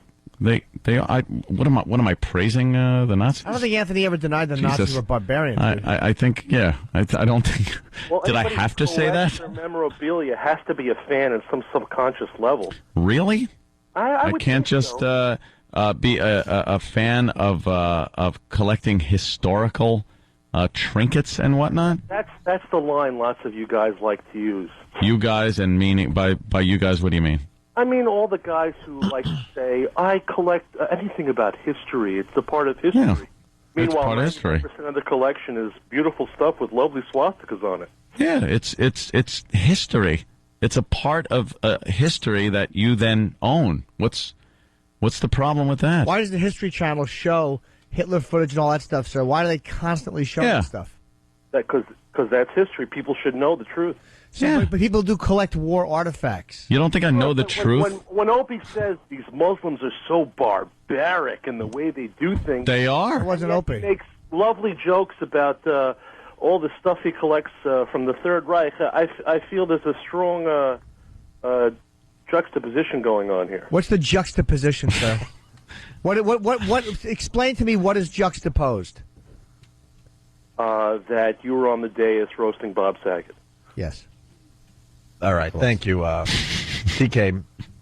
You made your point. Thank you, sir. I don't think you really made much of a point there. I know what he was getting at, but I didn't agree with him at all. It's so ridiculous. He's trying to equate collecting stuff from the 40s, the 30s and 40s, from a part of history that was probably the most important event of the 20th century, and he's trying to equate that with Muslims and them being barbaric, and why don't I collect turbans and stop? And you would collect stuff like that, by the way. It's like it's any time. It doesn't mean you're for. When I was in Iraq, me and Colin went to Baghdad Airport. I did get stuff. I get my photo taken. There really wasn't much you could take. They got a Cinnabon there? I don't think that it's really like it's like I was flying in 1973. Yeah, I assumed. You really want to, but you do want to bring something back. I'm certainly not pro terrorist, but you collect things sometimes. Would soldiers over there now grab art? I guarantee you, like watching Generation Grab Kill, art, they do things grab like stuff. that. Of Yeah. course. What if you put one in Osama bin Laden's head, and you rifle through his pockets and find a knife or something like that? Of course you'd take that with you.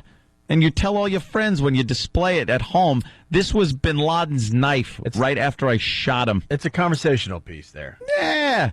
It's one of those little trinkets of history. So when I went to the big pool party this past Saturday, I noticed your very, I mean, when I say very, I mean very tiny Hitler figurine. Yes, somebody sent me a little Hitler figurine. This thing was not even close to an inch tall. Yes, it's very little. Extremely little. And it's giving the old Sig Heil. Well, yeah. And it's just a little trinket. It was from the era. I think it's also a way on a psychological level, and again, I could be off, but it seems like a way of controlling something that's horrible and scary. Like, if you own a knife that was used in a war, it's almost like the suffering somebody felt at the other end of this, and then here I have it, and it's not doing anything awful to me. I don't know. I'm not saying that right, but it's just a memorabilia thing. You got something like, quote, cool. Like, wow, this was used in World War I, World War II, Vietnam, whatever. Steve from Bayshore actually gave me a little trinket. Gave me a piece of rock, a piece of stone from the Reichstag building. He gave me... what is that? It's like where the head muckety mucks did all their fun stuff. All their muckety? All their planning. All their muckety. Yeah, the Reichschancellery. You know he went to some dump somewhere in Bayshore and got that, right? No. Steve is I'm always all legit. When it comes on the to up and up. When it comes to memorabilia, I'm very suspicious of like pieces of buildings. Yeah, and but he bricks and went stuff. there. Yeah, did he? He did. Yeah, okay. He went there. Why? Yeah. Okay, he's a fan of the era. So we've been on Pal Talk a few times where me and Steve have done a little show and tell. You do a little show and tell on Pal Talk. Hey, here's a flag. It's a nice little flag. Let's say hi to John in Jersey. John, what's up? Hey there, Jan. What's going on, guys? Hey. When my brother came home from Iraq, he brought with him a piece of Saddam Hussein's palace. I had friends who came home from Iraq who brought home their headgear and clothing and things like that because it's memorabilia. It's things to remember when they were there. It's not that they respected these people or that they wanted to be like them. I mean, this guy's a retard. Fuck him for yelling at you. Excuse my language. Well, thank you, sir. I say the same thing. Yeah, Anthony. F him for yelling at me. Little known fact, Anthony was part of that war. So, well, you know,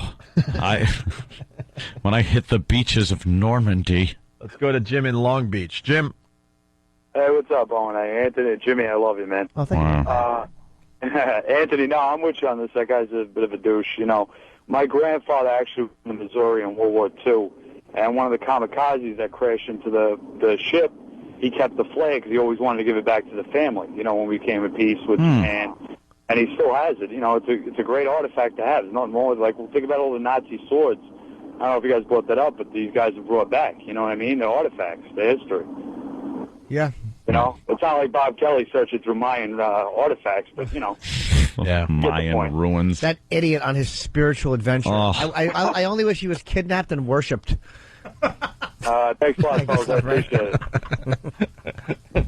Or put on a spigot for the villagers. Yeah, an apple. Right. They would think there's going to be a good harvest because of the giant sea monster that they were able to land. Here's Steve from Bay Shore saying Hitler's chancellery was demolished by the Russians after World War II, and the granite and marble was used to build 2 huge Soviet war memorials in Berlin. In 2003, Steve went to one of them that was being repaired, and he grabbed a nice chunk. Yeah, did he? So that is where that came from. You know, the people over there just put a pile of rocks together, knowing people like Steve would just grab those rocks. You think? Yeah, of course. Well, I'm taking his word for it. How much attention does John Mayer need? I know he's kind of a friend of the show, but he's just banging shit. He hasn't been here for a long time. Yeah. He knows we'll ask him uncomfortable questions. He's wearing a Batman hoodie with Batman ears. What a douche. I think he enjoys the attention that the paparazzi gives him. All right, whatever. The picture just popped up online. Hey, Dano, what's up? Kentucky. Check it in. Hey, good morning, boys. Happy birthday, Amy. Thank you. Hey, Anthony, I'm sorry that guy called and tried to make you an awful person. I mean, we all think you're an awful person, but I'm not going to pass judgment on you. Yeah, he's I'm kidding. I love collecting. I have a rock from Noriega's house in Panama. A piece of marble from Saddam's victory over America's palace, and I have all kinds of rotten people memorabilia. It doesn't mean you worship them. It just means it's cool and you like to talk about it. It's an excellent trophy. Back in the day when I was working in Buffalo, we gave pieces of the Berlin Wall away. Little known fact. So the 103rd caller got a piece of the Berlin Wall, everybody. And I had I got a piece of the Berlin Wall, and it sat in my apartment for a while, and no one gave a crap. So guess what? I don't have a piece of the Berlin Wall anymore. You threw away Hell yeah, I did. a piece of history. Hell yeah, I did. Because there's no way to prove that this was part of the Berlin Wall. Only you will a dopey radio station in Buffalo has pieces of the Berlin Wall that were given away? Well, a few people have. I know this one. I think it's a club here in New York. Is it? Or was it Massachusetts? That had a big piece of the wall with the spray painting on it and everything, and actually put it on in the bathroom, and they put the urinals on it. See, that would be kind of cool if it's a big chunk. But I'm talking about this. This was a piece that was just a little a little bigger than marble. What do you do with that? Yeah, that's. Some people take body parts. I'd collect body parts of famous people. Yeah, that would be kind of cool. You walked around for the longest time with that goddamn finger bone on your necklace. Yeah, well, and it smelled. And you used to just smell it. You'd sit there smelling it because it smelled a little like death. Well, you're exaggerating a little. No, I was trying to smell death. I didn't really smell death. You were always sniffing it though. I was trying to smell death. Yes, I got rid of that. That was cannibal jewelry from our old pal. Cannibal wear. Chuck Farnham, our old pal Chuck Farnham. Chuck Farnham, who was a special individual. He'd get he'd send away because you could get pieces of cadavers, and one thing you could get is little finger bones. You know, the tips of from the last knuckle to the fingertip, and he would put them on necklaces, and you would wear these things, a human bone, and he would call it cannibal wear. And, it was pretty creepy that you were wearing that. Yeah. I can't do anything with people's body parts. It just creeps me out. Yeah. That's... Pat from Moonachie is saying, got any toes? He could use one. During our vacation, one of the papers had an article about all these famous body parts. It's funny that this guy brought it up. And where these famous body parts are. I wish I saved the article. Maybe you can find that, stunt brain. Like John Dillinger's yeah?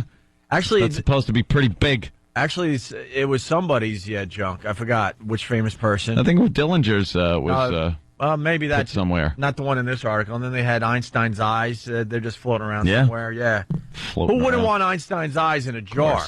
That would be freaking cool. Looking at you. Let's go to Mike in New York. Mike? Hey, what's up, boys? Hey. Hey, I'm with Ant on this one. I served in Iraq, and I took a bunch of souvenirs from there, flags and stuff. Doesn't mean that I like them. Ears? Scalps? I didn't take What'd you ears. take? No, more hands and feet than anything. Yeah, collecting war memorabilia from either an ally or an enemy is not signing off on what they did, or it's not. Of course not. Embracing their ideology. That's just silly. If you have a Nazi flag hanging in your house and you like agree with Hitler's speeches, it doesn't matter if your Nazi flag is brand new. you embrace Nazi ideology. Yeah, where did you hide all that stuff during your pool party at? Actually, it was in the kitchen. Was it? But underneath like a basket. I had to hide it, and some of it was in the office, and then my lawn jockey is in the closet. Mm-hmm. I didn't buy these things. People give them to you. Yeah, they give them to me, and Keith thought it was very funny when I was on vacation once. The first day of my vacation, he put a lawn jockey on my lawn, so it sat there for a week. And I came home and went, what the hell is that? And there's a lawn jockey on my lawn. And another friend, Joe, decided when I was on vacation during Christmas to put a giant menorah in my window.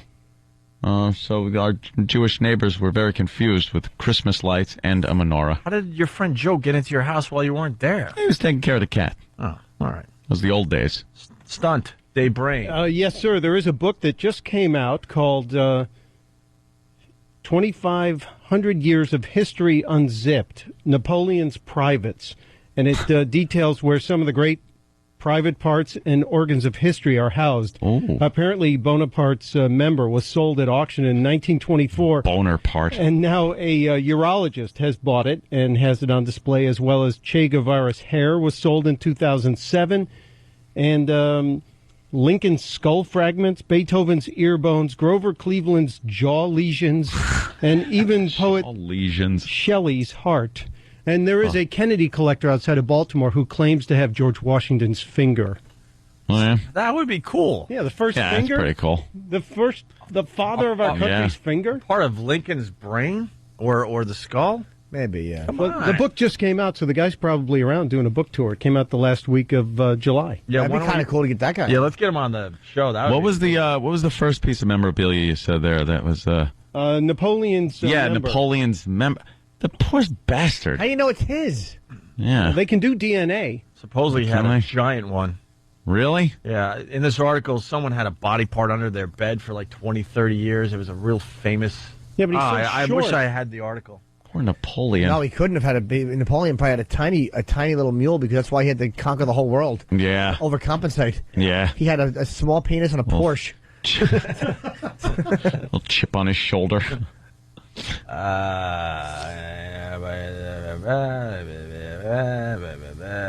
All right. Back to school clothes too sexy. You want this? I say no. Let's do this Can't really quick. ever be. There's two stories about sexy clothes. Ooh. We'll start with this one right here. Well, back-to-school shopping is here, but when it comes to buying clothes, parents give the fashion trend an F. Here's why. Parents say that clothes meant for children and teenagers are just too sexy for school. They're furious that kids as young as 12 are wearing such revealing clothes. But just because... This is a weird, phenomenon, by the way, because the kids themselves, they don't think, some of them anyway, they don't think they're in really hot clothes. It's No. just the trend that is happening because Britney Spears started, and now you got Hannah Montana and the rest of them dressing ridiculously sexy, and they're copying them. But they don't realize what that does to guys, what they're wearing. They have no clue. No, They just, really don't have a clue. Yeah, they're just going with the trend. But just because you don't see your teenager in the skimpy clothes, it doesn't mean she's not wearing them. Doesn't mean she's not a goer. Yeah. That slut's changing in the bathroom. That's right, as soon as you drop her off. Yep. But just because you don't see your teenager in the skimpy clothes, it doesn't mean she's not wearing them.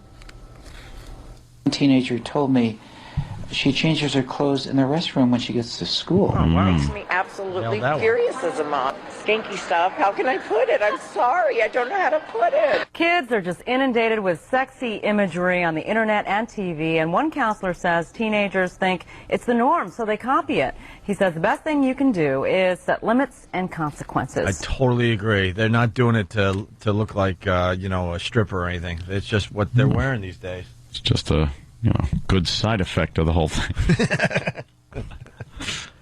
And then, speaking of which, we go to the Disney faux pas. They do this all the time. They sell a lot of stuff with that sex thing. Yeah. Subliminal messages and all that. We've done that break over the years. Yeah, you get an artist that did the cover of one of the videos for a cartoon, and like Aladdin. Yeah. Aladdin had an obvious penis painted on the cover. Did it? Yeah. Yeah. Can we find where that? they had to pull it. Not they actually, pull the product. Yes. Very good. Well, Disney's at it again. They got these musical panties. Disney said on Friday that it has stopped selling a line of panties for girls after parents in Britain complained about the message printed on them. What does it say? Juicy? It says dive in. No way. Yes, it does. Kids' underwear that says dive in. It says dive in, yeah. Yeah? Yeah. Oh, yeah, there's the picture of the penis. Well, that's tough to see, though, man. No, it's pretty obvious. Where is it? What? It's the big thing that looks like... Oh, okay. Yeah. I got it, sure. Yeah. We'll throw that up on OandARadio.com. Disgruntled employee. So the underwear made for tween girls... invited the reader to dive in and was, according to company officials, themed for a swimming pool scene from the Disney Channel hit movie High School Musical 2. Oh, so they just mean literally dive in the pool. No, they know exactly what they're doing. Yeah. I mean, how does that get past everybody without one person going, wait a minute, Yeah. No, that'll be our excuse. That's what we're going to do. When they ask us, we'll go, no, it's because of that, not this.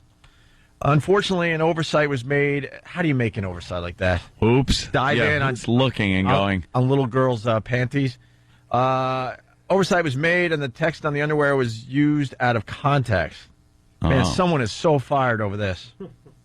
Or maybe not, because now we're all talking about these panties. Yeah. It was supposed to read, dive into this young... No? This product will not be part of any forthcoming collections, and the remaining product has been removed from shelves. So the children are once again safe from the dive-in panties. Thank God. From Disney. Can't they just take the words dive in off them? Yeah. I'm sure that's what they're going to do, right? Yeah, and put something else on there. Now, they'll probably sell them at a cut rate price to, like, Bangladesh or something. There'll be a bunch of little kids over there running around with Patriots Patriots Super Bowl jerseys. We did that bit as a joke, and then somebody out there, man, they really helped us out, but they found pictures of everybody wearing all the Super Bowl champion Patriots gear that was supposed to be worn by everybody up there in Boston. Yep. It was in some third world country. They were walking around with in this third Super world Bowl champion Patriots. In this third world country, the Patriots won another Super Bowl. They don't know. They don't know. They get it wrong every year because they get the other team. Ulysses. You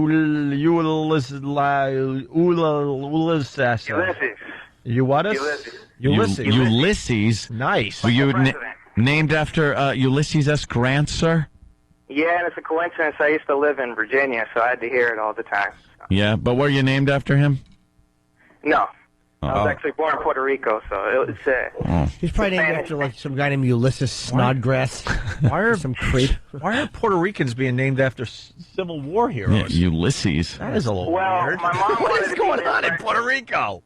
I know my mom wanted to be different, and my dad just wanted me to have a normal Latino name like Alex or Carlos or something like that. So they settled on Ulysses? How is that a compromise? Right, that's... Well, in Spanish it's Ulises, but in English it's Ulysses, and I had to hear it in Virginia from redneck people all the time about the Civil War and all that stuff. So.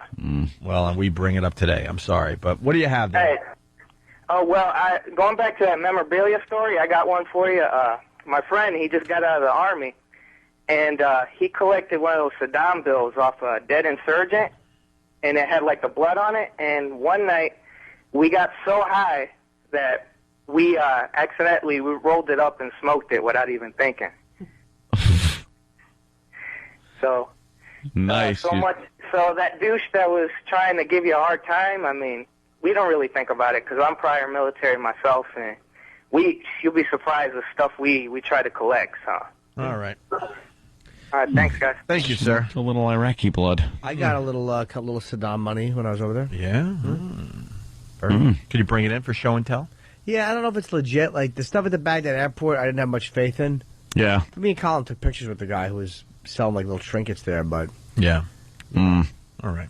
Didn't think it was real, though. It was weird, like, going to the bathroom there. I think I used one of the urinals or something. It was bizarre walking through that place that I know that in my life I never should have walked through.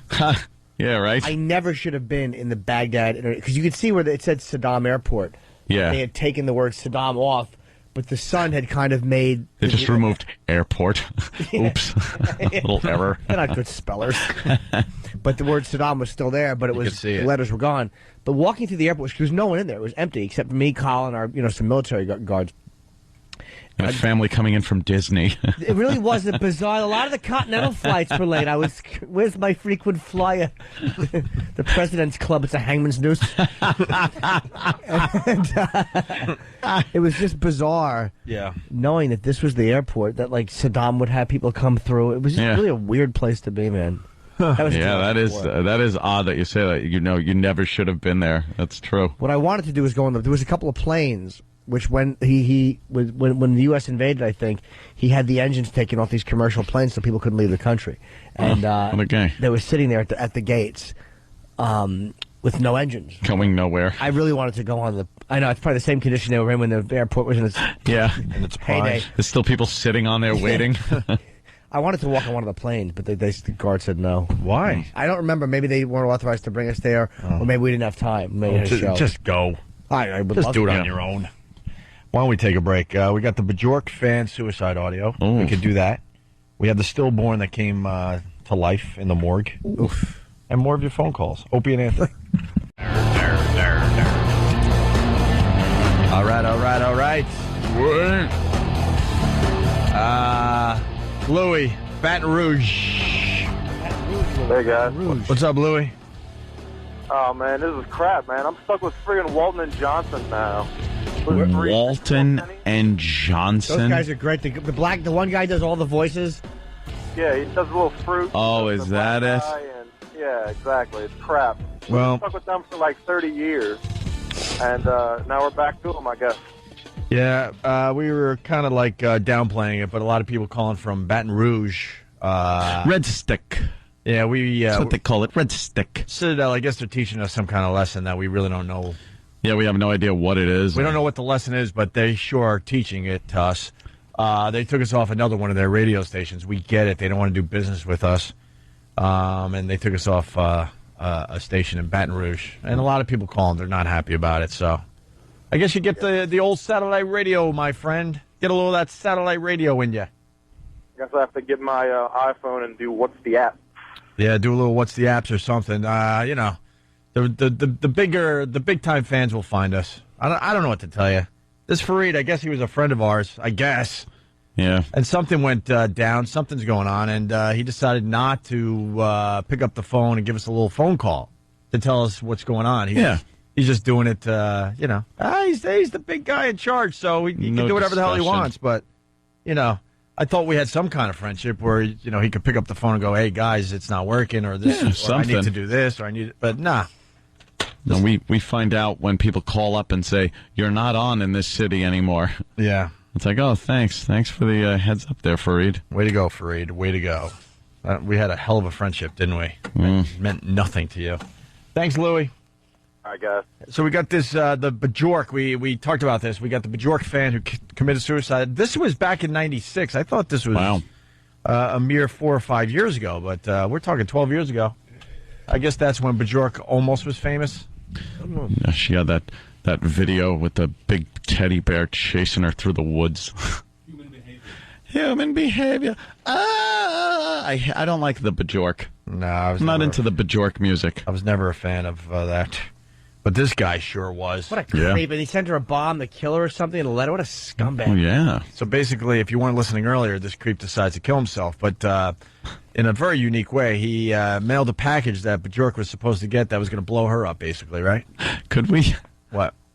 Could we not have people try to correct us as to the pronunciation of Bjork? We don't want to say it right. I think we understand her name is Bjork. It's for the people that linger longer. That's how we always have said Bjork.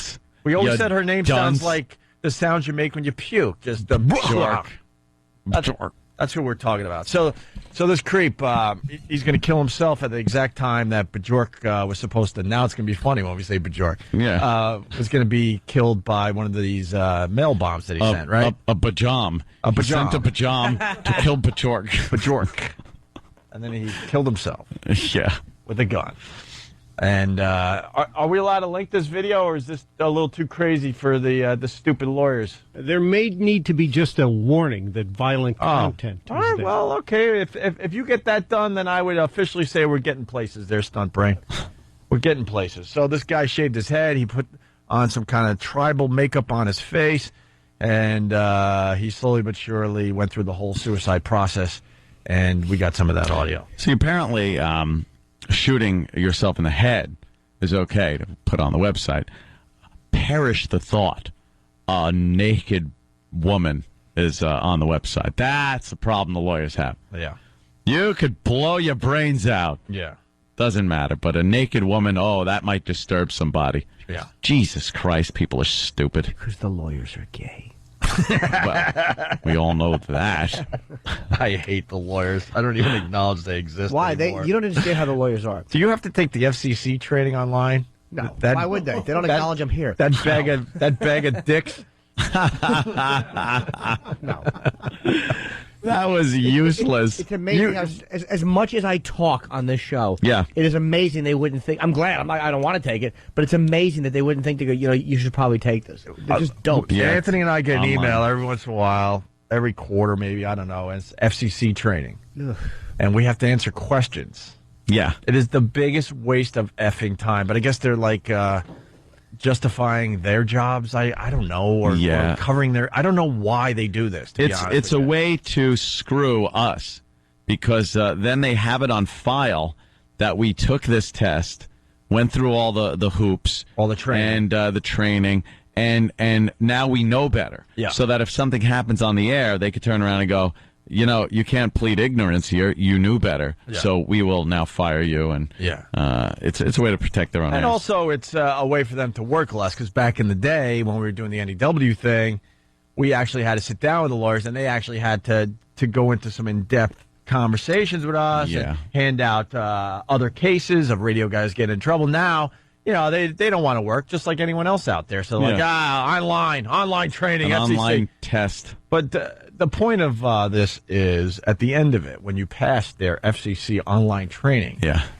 these dopes that have no clue about anything that's real in this world, they actually have a certificate that they want you to print out. That's right. To prove that you passed, and I guess they want you to display the certificate in your home or something. Frame that thing and hang it up. No, they don't. I swear to God, Jimmy. You're being ironic. There's no certificate. I swear. There is a certificate. You sit through their horse-ass test, and then at the end, it's all excitement, like, congratulations, you passed, blah, blah, blah. Here's the certificate to print up.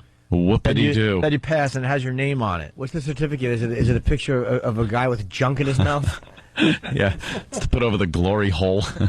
But they poke through. But they have this as a serious thing. Like, you're excited, and you would actually print this up. Who would print this up? I graduated. Yeah, well, here's the Bjork fan suicide audio. I hate this guy. Okay, it's time. I've got my gun. I just want to say that my last words, one of my last words, well, the world, that's my last words. And New York, and her loving self. The chances of it being entirely successful, like I said before, I'm not going to count on it, but nonetheless, it being out there, I consider it a great venture. Just shoot yourself. I hate Just pull the trigger. His babbling. He's just the fact that he tried to hurt her is why I hate him so much. And why did he say F you to Bjork? Yeah, the stalkers are like that. Yeah, they're angry because she didn't send a letter back, I bet. Yeah, she should love him. He's a fat pig. Worse. She wouldn't like you if she worked in a deli, fat. Why am I yelling? He's dead for 12 with years. Jim. Yeah. Well, I bet he's skinny now. I'm like addressing a man who painted his head and shot himself like he's mentally competent. I'm talking to him. Why don't you pull yourself up by your bootstraps? I'm talking to him like he's an intern at Columbia Presbyterian. What a fool I am. Oh, my God. This death is for you, Bjork. No, excuse me. For you to see it. And some compensation for the pain that I have caused you and or will maybe cause. Did this guy say maybe the world even? Yeah. Like the pain and suffering that what? The world caused Bjork. How's this going to help? What are you doing? No, you're making an ass out of yourself. Go outside. You look like an idiot. Go to Starbucks and get a latte. Everything's going to be okay. Have Bob Saget intro it and then put a laugh track under it. Yeah. And this guy blew his brains out. Womp womp. He's a $10,000 winner. What is he doing? It's like shooting himself. I'm making it up to you. It's almost like she's going to feel bad and go, all right, well, at least he did this. Yeah. I feel better. Yeah. He called her a blank lover? Yes, blank lover. Ah, she was dating What? Wait a minute. She was dating a blank, and this guy didn't like that. Is that what's going down? Oh, boy. All right. Suddenly he's a little more sane. Is that what we're led to believe? No, he's just he knew that she was getting it good. Yeah. Oh, he knew that. That guy angered him. Putting it to her. Sure. Well, should we warn the people that this next clip might be a little saucy? Saucy, literally, like tomato sauce. Wow, Yes. is that a topless Bjork? Where? Hey, no way. come on. Get out of town. I think there's some juxtaposition. That's not Bjork naked. I think it was juxtaposed. Yeah. She's still doing music? Is she still... Who knows? Yeah, little midget. Is she short? Yeah. Who knows? How tall is Bjork? Quickly, an answer. 2 feet. She just likes to wear silly things. That's what I know about Bjork. And make her hair into, like, freaking Danishes and stuff. Look, there's a Danish shot. That's not her, is it? Yeah, it is. What is she Ew. doing? Why don't you stop with the neck brace? Put a hat on. Wear a Mets hat. Do a song, whore. What are you doing? That guy killed himself for that. Exactly. This nutty bitch who can't pick a hairstyle. Let's go to Mike in Fort Drum.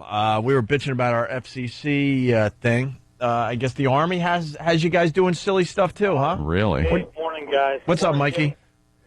Hey, that's all we have to do. We get hit with so much online training, and there's always a certificate that you got to print out and provide to your supervisor. And some of this training takes hours. It's ridiculous. And all it is check the block stuff. It's just CYA for the brass, basically. Oh, he was trained, and so they can hold you responsible if you mess up. It's And it's true you could print up a certificate at the end? Oh, yeah. Some of them are in color. Some look pretty fancy schmancy. Huh. Oh, my God. The Army. Jesus. It's so weird, too, All because right, guys. like the Watch it out. certificates I've gotten have all been like awards I've won. Like I have a certificate printed out for Sweetest Boy in Town. I don't think you won that. I did. How old were you?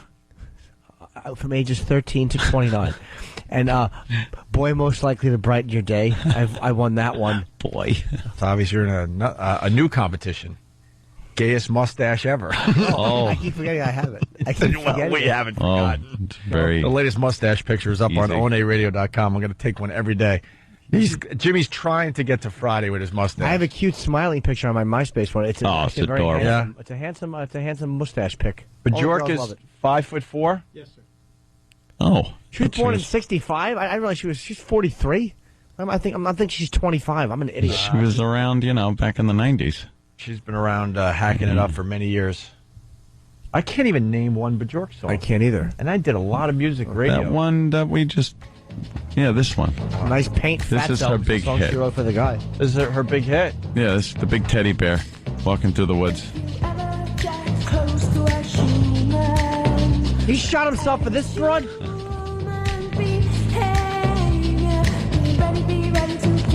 All right, I'm going to challenge you, Ant. I think there was a more popular song than this.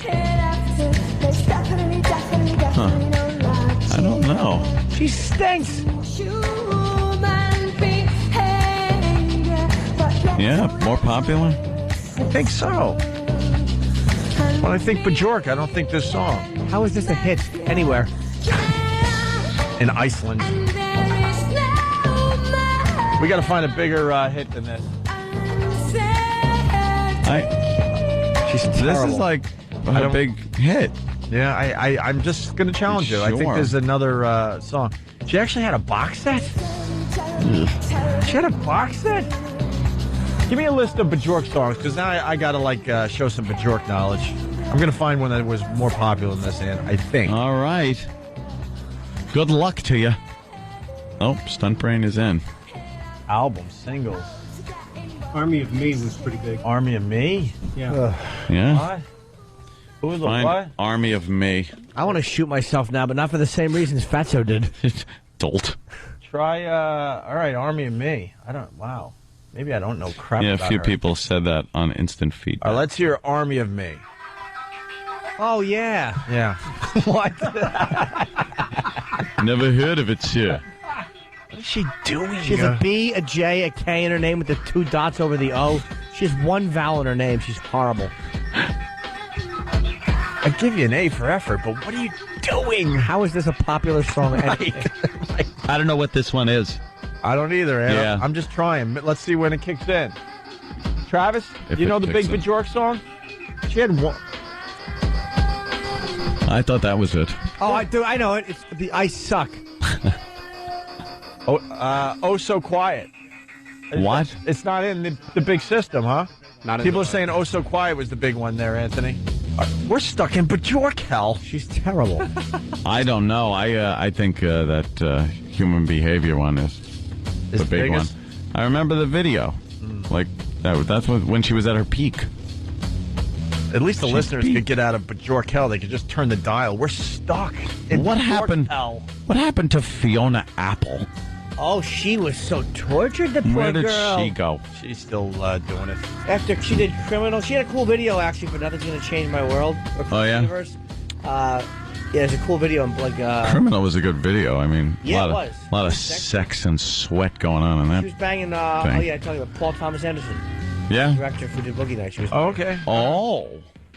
What? Earth Intruders, Pieces of You. Can we find a bigger Bjork song, the big hit?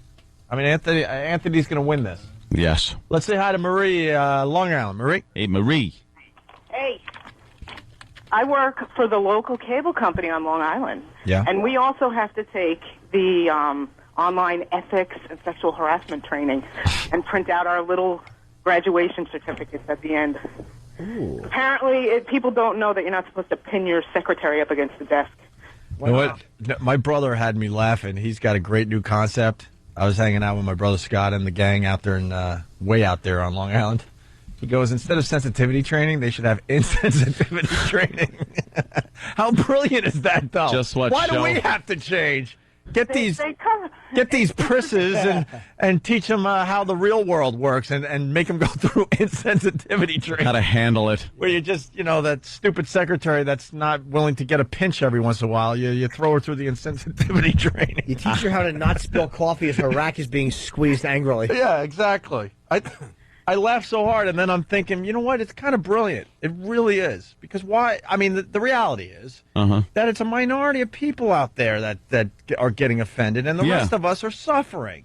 So bring the minority into the majority and force them to live in our demonic world. Train them to take the hand on the ass and All that. Just yeah. The purple nurple. Force them to, put their boobies on the copier. Just hang up the most insensitive crap in your cubicle. But force them to. Yeah. You know. That they have to also. I really think it's brilliant. As much as he was going for the joke, I'm like, you know what? Yeah, why do we have to? Yeah. Why do we have to do You this should make crap? the tapes. You'd make a fortune. Cleese made a fortune doing office training videos that were funny. You guys could make a killing. Yeah. What else can we do for insensitivity training? Racial insensitivity, of course. Oh, that would be, just force them to just, And just start yelling the word. Have to you just, everywhere you go, you're just telling the most insensitive jokes. Yeah. At the water cooler. Yeah. Hey, did you hear the one about the, and the. Someone's saying insensitivity training was on Penn and Teller's BS, but my brother's too poor to have cable, so I think he didn't get that from that. So, here's the audio of the guy finally shooting himself over. Right.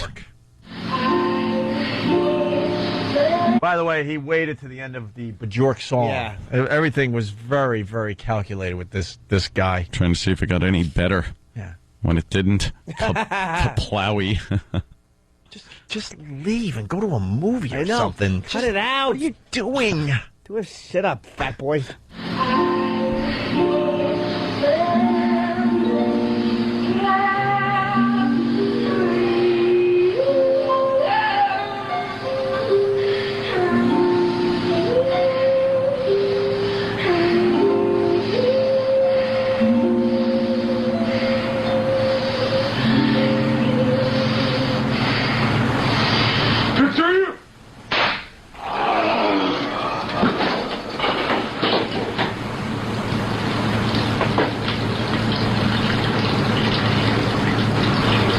Did he knock over something?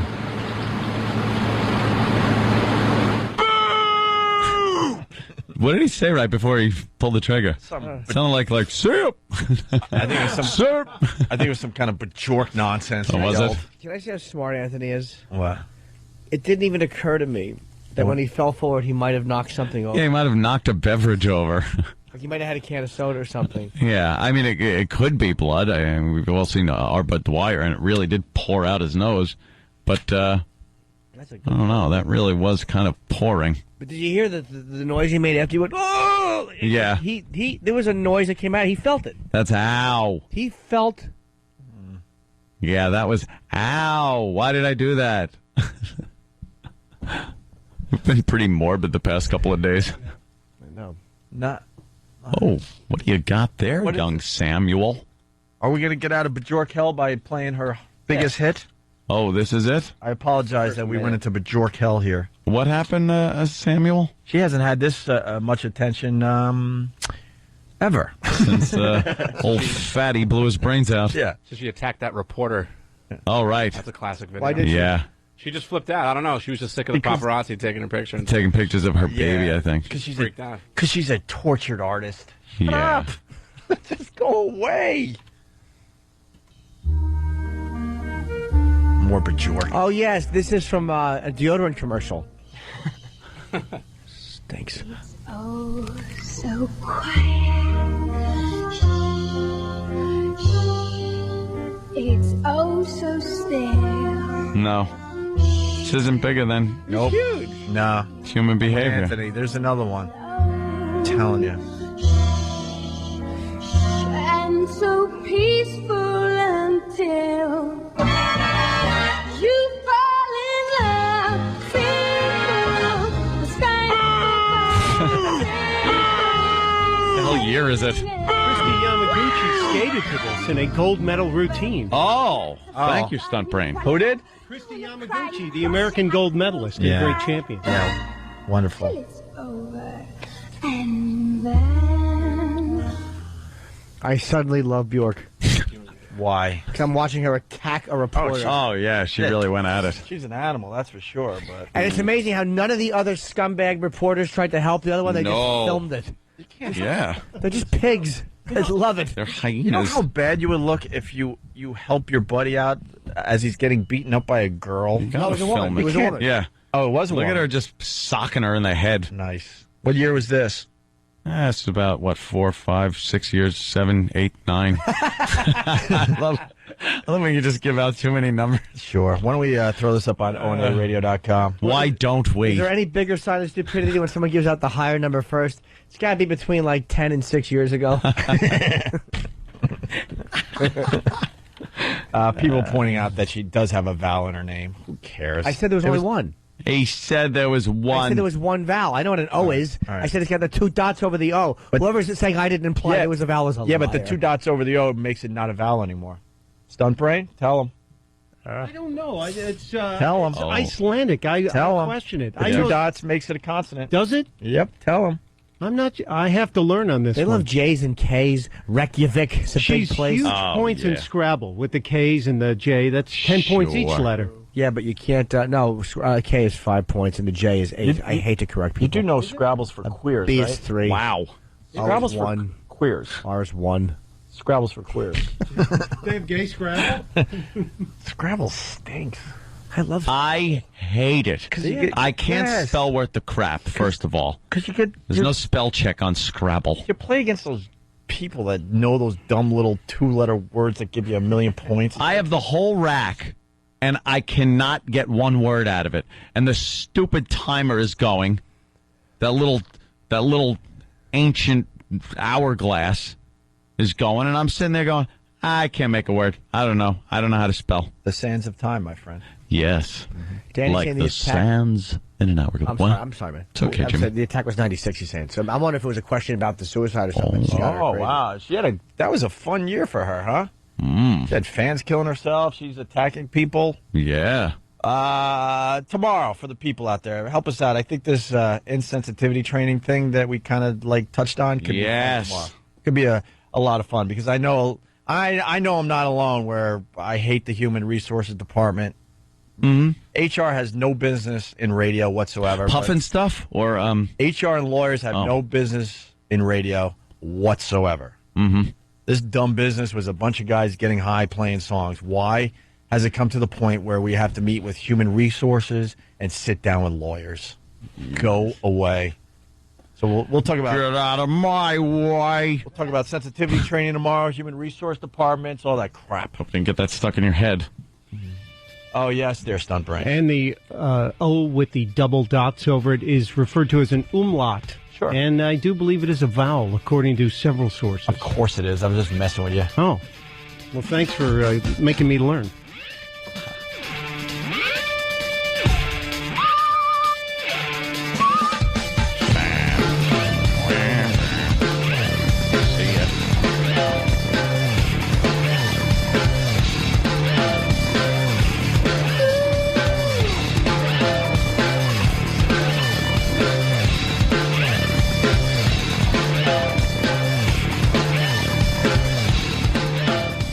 But enough of this palaver. Let's get the show on the road. Welcome to the Opie and Anthony show, where I was walking in and I saw Steve giving Master Poe a talking to. What? Yeah, it's at the end of the other show we kind of touched on it, but I'm serious. This is just a dumb radio show. It's a dumb business. No one takes this stuff too seriously for the most part. Not the people that are actually doing the show. We defend our show and all that, but I mean, if you really think about it, it's just a dumb profession. It really is. And it all started with a bunch of guys just smoking weed and hanging out and playing records. Now you got lawyers and corporate and human resources involved. The latest thing is our interns who work for free, who commute using their own money, they're not allowed up here because their internships ended. These fucking guys want to continue working because they want to continue learning. They want to make sure they keep their face in the whole thing just in case like a job opens. Sure. And we're not allowed to have... Look, they're marching out! Who's making our interns leave? They're marching the fuck out! Who is making our interns leave? Dude, when I started in this business, which granted was a long time ago, I lived at radio stations. Lived at them. And I soaked up everything. But there's some kind of dumb policy down in Washington where the interns, after their internship is over, they're not allowed to be here. It's probably some fucking whore insurance stuff. And what the fuck? Exactly. And Master Poe, he's not one of us. I'm sorry, Poe. You're not one of us. You suck. Why are you making them leave? Master Poe is, instead of like, all right, well, you know, let them fucking stay here. They're getting our fucking coffee. Let the kids play. Let the kids play. Let the kids. Who thought this was a good idea down there in Washington? What dopey fucking lawyer thought this was a good idea? And what are they protecting against? One of these kids falling and cracking their head or something? Is it an insurance thing? So who do we have right now working for us? I'm sure it all has to do with insurance. Who do we have doing stuff for us? The staff that's on the payroll. We have no interns. No, we have no. Why do we have just no marched interns? out? But I mean, why don't we have new ones? Because the way it works is there's always a gap in between the end of the previous intern period and the beginning of the new one. Fucking asshole is in charge of interns? I've never that would understood push it, this? but it's always been like that. Well, why don't they send the fucking dummies who are being paid up from Washington to do this? I don't. Why would they care if people want to work for free? Dude, it's the subject of countless emails that I have written and With who? bitched about. With who? The people in D.C. With Who's the guy in charge of interns? Who? Who is he? Who? His name is Ross, and he's not working today, so I can't get him on the phone. And he's just following company policy. Well, then who do we have to? Who goes above him? Who? We don't have a company. Who's at the top? I don't know. I don't know who's at the top We don't even anymore. have a company. I don't know who's at the top of this whole XM thing. means nothing. Sirius took us over. What's their policy? Was today the first day that we weren't allowed to have them here? No, this happens every fucking semester. It happens every semester. And we have send them out every time? And we do this break every fucking semester, and nothing gets done. These guys want to work for free. When I was their age, I worked for free because I knew that I could learn something. When I first started a job coming might out, it was for open up. free. Dozens of independently owned radio companies. These back fucking then. guys are using their own money to come down here. They're working for free, and they're not even allowed to do that. Wait a minute. Corporate is saying you're not allowed to use your own money and work for free. I'm sorry. How about this? What the fuck? We want them as guests today. Tried that one, didn't work. Says who? Tried that one. Whoa, what do you mean? Says who? Says DC. What DC has no say over who our guests are. Apparently they do. The interns are still in the hallway. So why are they making why are they like making this a real sticking point instead of just going, all right, go ahead. I don't. Can I ask a question? Yeah. How come we could have like strangers come in off the street, but we can't have people that we know come up and just chill? Believe me, these are all valid questions. Can we I wish I grab had someone off the street and make him an Make him- intern today? make him get We'll us just off. have him fill Well, out that guy came in paperwork. today. Yeah, we got one guy in Dude, here. you're going to be an intern. We have one listener today. Have Master Poe get our fucking coffee and stuff. Yeah, then. why can't they come in as guests? Just spit in this. Tried that one. I believe me, and it was. What do you mean? no, What do you mean? If I want to talk to Bob on the air right now, we can't. What the fuck is this? What are you talking about? I know it's ridiculous. I don't believe that. I don't believe we can't have them as a guest. I was going over this all. And why was this not like? How come? Why is this happening all of a sudden? It's and why not- did it nobody happens call this every But semester? I mean, why was it yesterday when the guy was in the office? Why are we dealing with this on the air now instead of yesterday when this was going to happen? Because the email chain started after the show ended, basically, and that was. Okay, well, how come we didn't talk to the guy on the phone? So does this guy have an idea for us what we're supposed to do without interns? Because you know, as much as we make fun of these guys, they're very valuable to the show. Yeah. So this guy decided that we can't have those interns. So what is the game plan? When are we getting our just new to do interns? shitty radio or something? I haven't even started interviewing the next batch of interns yet, but we have just started getting the applications. We're trying to get the ones that are carrying over to get their paperwork finished. And that's but And why those are we guys don't listening even. to XM at this? But they're nobodies. They got taken over. This wasn't a merger. This was a takeover. So what is Sirius's policy on this? Exactly. Because that's what I acknowledge now, not these dopes down in Washington. I'll go find out. Yeah, can we call somebody? This shipment. I can't believe we're handling this now. Like, And they're didn't we know when the time was up though? Like, It's every semester, and we try to do something, Yeah, Jimmy. we try to do something every semester. It always happens, and we try to get them to extend it, but it never. Can we works. pay them for their, give them like $10 and then they get to stay because now they're being paid? I wonder if that'll work. Try that one. Yeah. why not? We'll give them $10 each to work for the day. Right. See if that works. Thank God. What do you have to ask? Who are you wages. gonna call? Thank God I have no money in my wallet today. How about that? We want to give them $10 each to work. How about these shit dicks in Washington leave the fucking show alone? We know Why what we're is Paul doing. fucking being so hardcore about it? Just let him in. Because Poe he's a corporate guy. He makes believe he blends in with us, but he's not one of us. Sorry, Poe, but you're Fucking not. annoying, man. They're just standing in the hallway, by the way. It's amazing how selective some people are about a fucking. Here's Tony, who's been working for free for 2 years. Tony, you're in the hallway just standing there? Yeah, you guys all right? You want us to go downstairs and maybe get something? Yeah, I'm kind of thirsty. Maybe you could get something, just leave it at the door and knock a couple times. Yeah, all right, I can get you something. I'll bring home and knock. Well, now, Tony, has this happened to you before? This has happened once before where, nobody was allowed in for like a couple hours, and then I think we got it squared away, but never to this extent where it was... Tony's been working for the show for free for 2 years, and this is how they... What fucking they take care of him. Tony. They say, now you can't be here for free. Tony. It's unbelievable. Can you do me a favor? Can you run to Staples real quick and print me out some instant feedback? You got it. Thanks. Run to Staples. Yeah, just slide it under the door. So who's doing it? Is Poe going to do instant feedback? Well, he just came to talk to us, so he's standing by the door. I didn't hear what he said, though. What is he doing? What did you say, Paul? He's waiting to hear. He's waiting what? Company man. He's waiting to hear back. I think I upset him. It's interesting, though, how selective some people are about it. I can see if somebody's a strict company man all the time, but it's amazing how people will bend the rules of the company when it benefits them. Like, you can't bend them now to let these guys in. But if it's to do something that's convenient for other people, like leave early one day, that's different. I don't even acknowledge that XM exists at this point. All my XM numbers in my phone went bye-bye. I just want to know who the guy is. It's some bullshit insurance thing.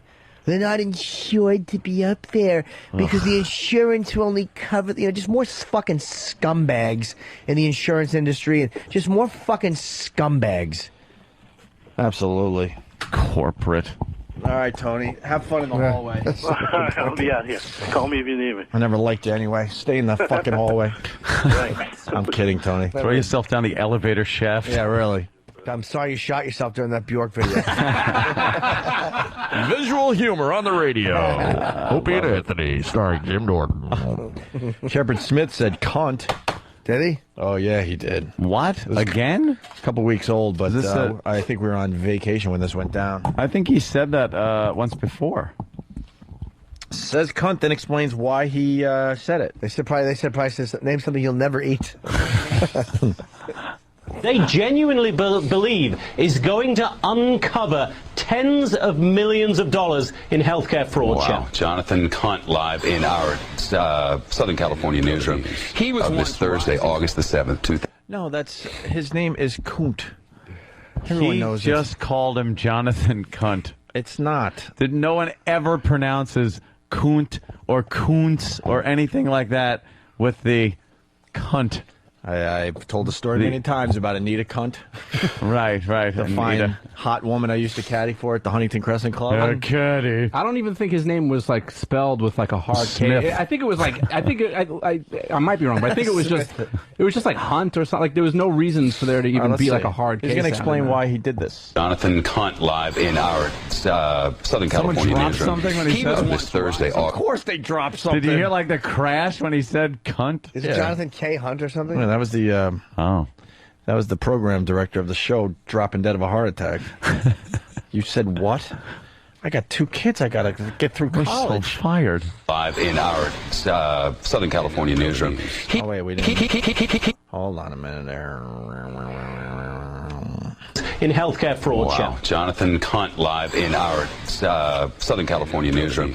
He was this Thursday, August the 7th, 2008. Did you see Jonathan Hunt's report earlier in this newscast? The producer in the booth behind... Oh, there's a segue there? Okay. All right, so the first part is him saying it, and then obviously later on in the show, that's where you hear the fade. Yeah. He has to go back on the air and explain that he... I'm guessing it's Jonathan K. Hunt or something like that. Oh, my God. Well, let's see. Dollars in healthcare fraud. Wow. Jonathan Cunt live in our Southern California newsroom. He was this Thursday, August the 7th, 2008. Did you see Jonathan Hunt's report earlier in this newscast? The producer in the booth behind me is Jonathan Glenn. So I was talking to Jonathan Glenn, and then I was about to thank Jonathan Hunt, and I said, Jonathan, you get it. It was... I don't think he said that. How is that not a finable offense? He said cunt on Dude, the air. He's saying he said Jonathan Gunt because he was going to talk to Jonathan Glenn. So he went Jonathan Gunt. Yeah. Gunt. No, that was... He said cunt. Yeah. Hey, by the way, I want to do the British Bob bit today. So now this dog shit that they're doing is affecting us on the air. Exactly. So yeah. First of all, how are we only taking care of this last minute? Like, how are phone calls not made Monday? We should know, or last Friday. How do we not know that this is going to happen today, Tuesday, whatever today's date is, August 19th? It's Tuesday. Oh, I'm sorry, Tuesday. What we got? Tuesday.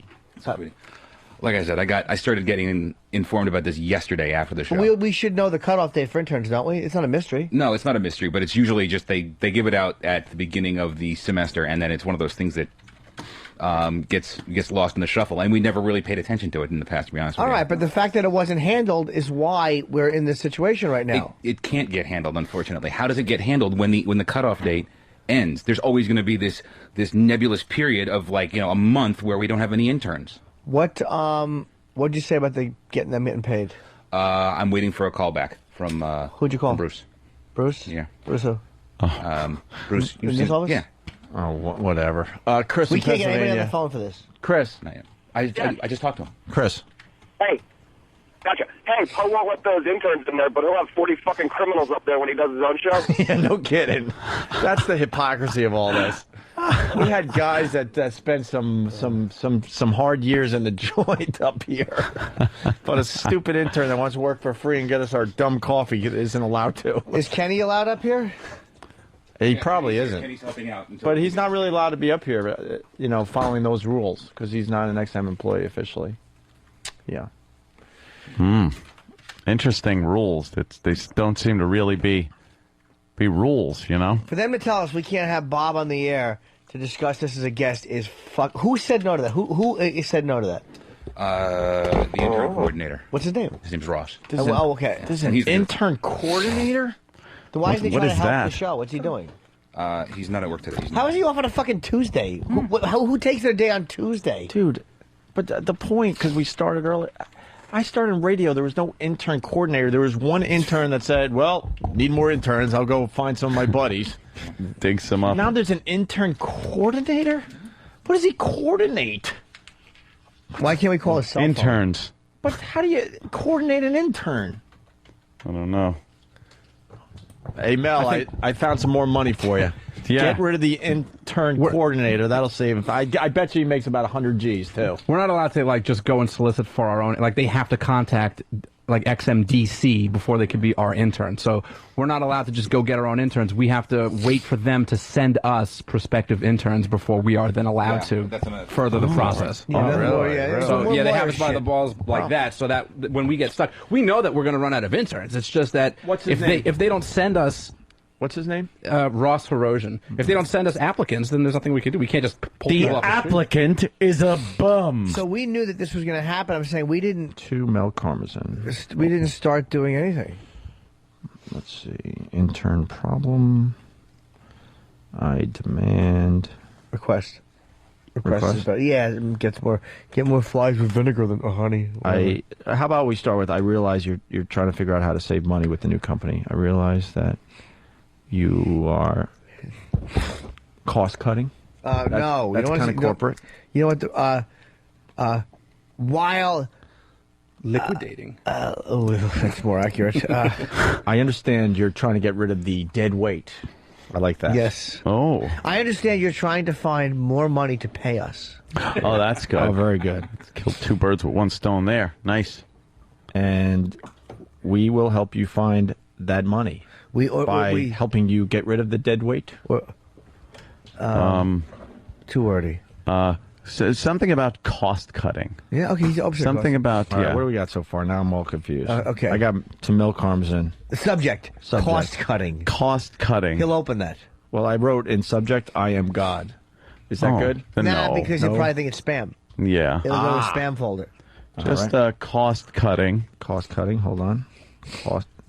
And by the way, for the people that don't believe that we're actually going to send this, you're delusional.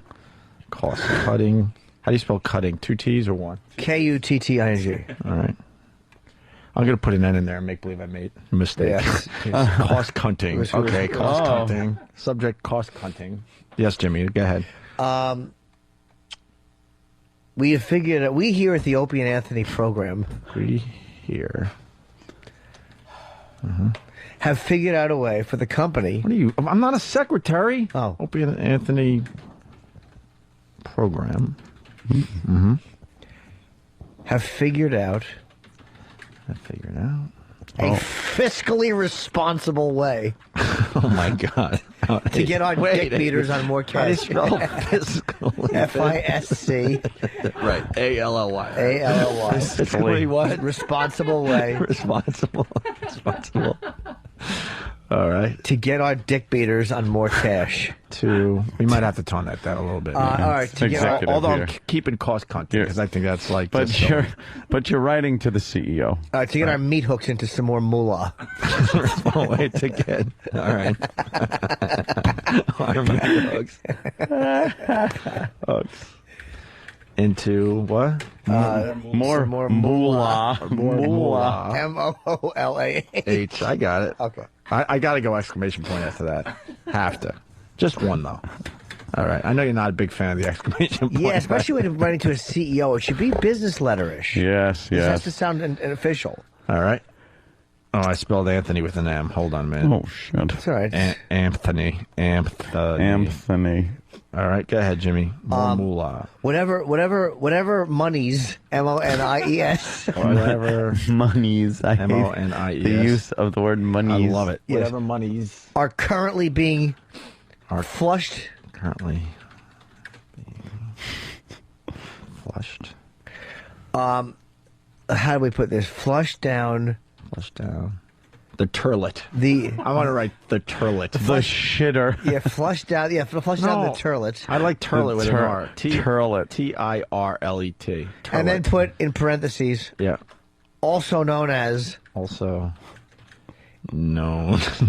Intern coordinator salary. Coordinator. I'm gonna CC and blind CC the entire company. By the way, also known as intern coordinator. Yeah. Position? Also known as intern coordinator. Okay, I got you. And parentheses. Yep. Now, how does that go? Whatever monies are currently being flushed down the turlet, also known as intern coordinator. Salary. Intern coordinator salary. Coordinator's salary. Yeah. Yep. Okay. Monies. Whatever. Yes. Can be put into our checks. How about we use allocated? Because we haven't used a word in a while. Can be allocated. Towards our raises. Towards ours. I would think can be allocated toward on-air talent, i.e. the Opie and Anthony program. You're killing me. Coordinated salary can be allocated toward what? On-air talent. Toward specifically on-air talent. Specifically, the Opie and Anthony program. Is that what IE means? I don't know. The Opie and Anthony program again. Okay. Yeah. Okay. Wait. Now, how's that one sentence go? Whatever monies are currently. Hold on. I'm gonna proofread now for everybody. This is what we got so far. All right.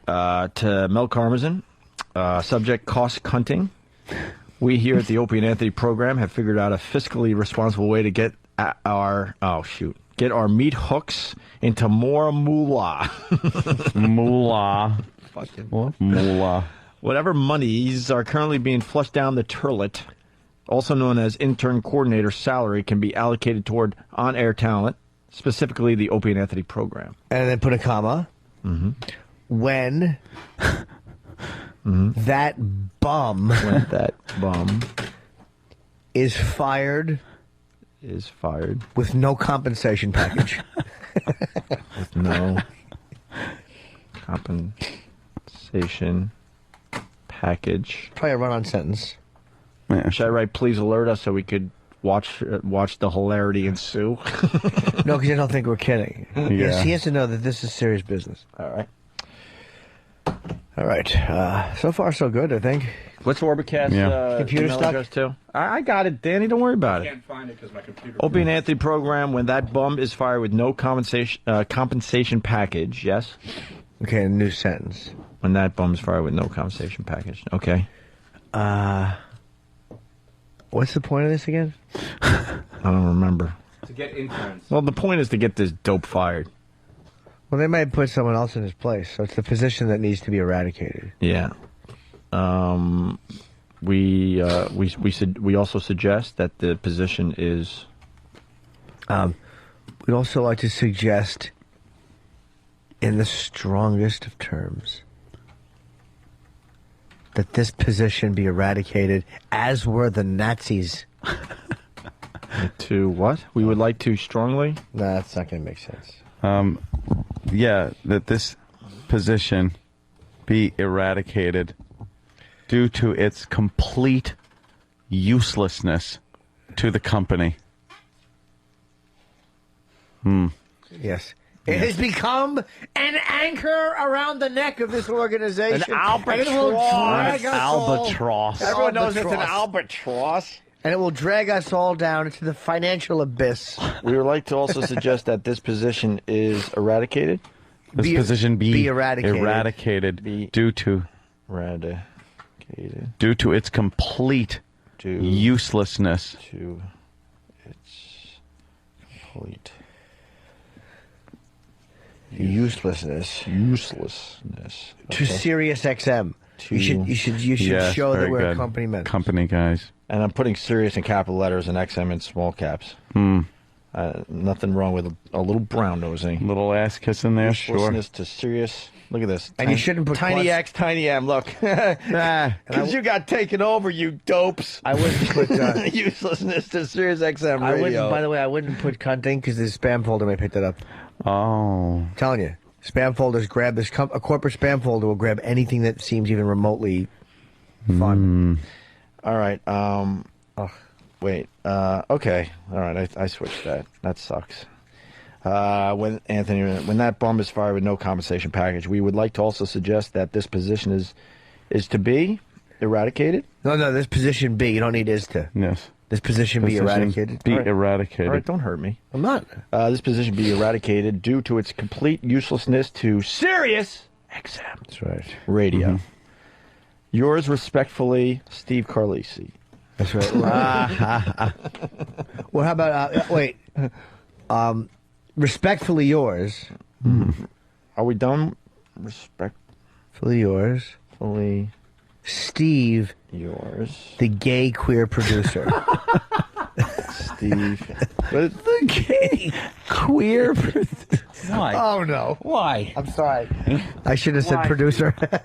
Oh, shit. Why? Oh, no. You have a water? You do. No, don't dump it on me. You know what? I have to go somewhere. I like this, though, because they have a gay channel over there, so. They do. We're showing that we're open to this type of program. Homosexuality? Steve, the gay queer producer of the great Opie and Anthony show. That's right. Award-winning. Yes. Oh, yeah. What's the award they give out? We don't have to prove it. Award-winning. Just say award-winning. Fuck it. Radio show. So Opie, of the award-winning Opie and Anthony show. And Anthony show. We should demand a response immediately to our email. No, I wouldn't. I think he'll see the seriousness of it. A man of his stature knows. He'll read that and go, all right, this has to be handled. All right. To Mel Karmazin, CEO of SiriusXM, cost cutting. I did switch that up for you, Jimmy. We here at the Opie and Anthony program have figured out a fiscally responsible way to get our meat hooks into more moolah.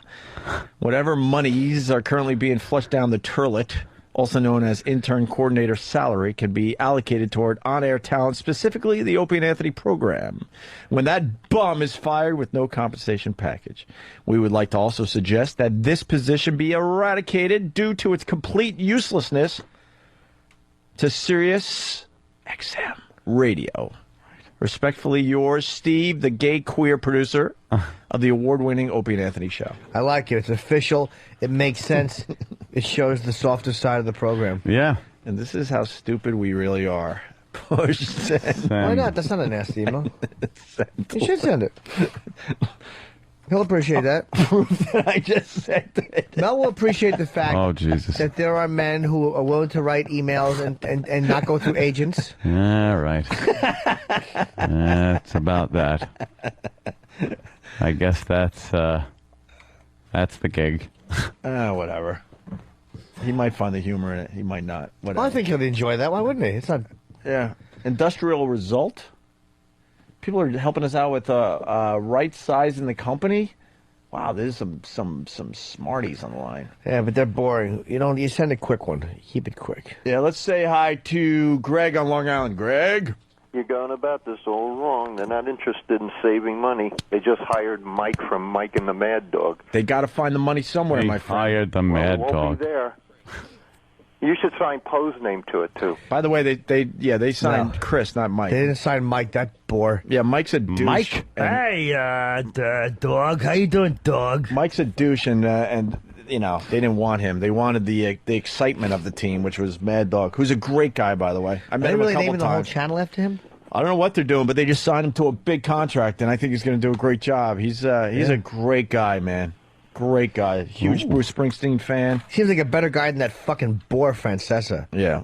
Is very passionate for his radio show. Wait, you don't think Francesa's going over there after, do Hell you? fucking no. No. Meaning, you don't think this was a way to move Mike and the Mad Dog one at a time, because maybe Francesa has a longer contract?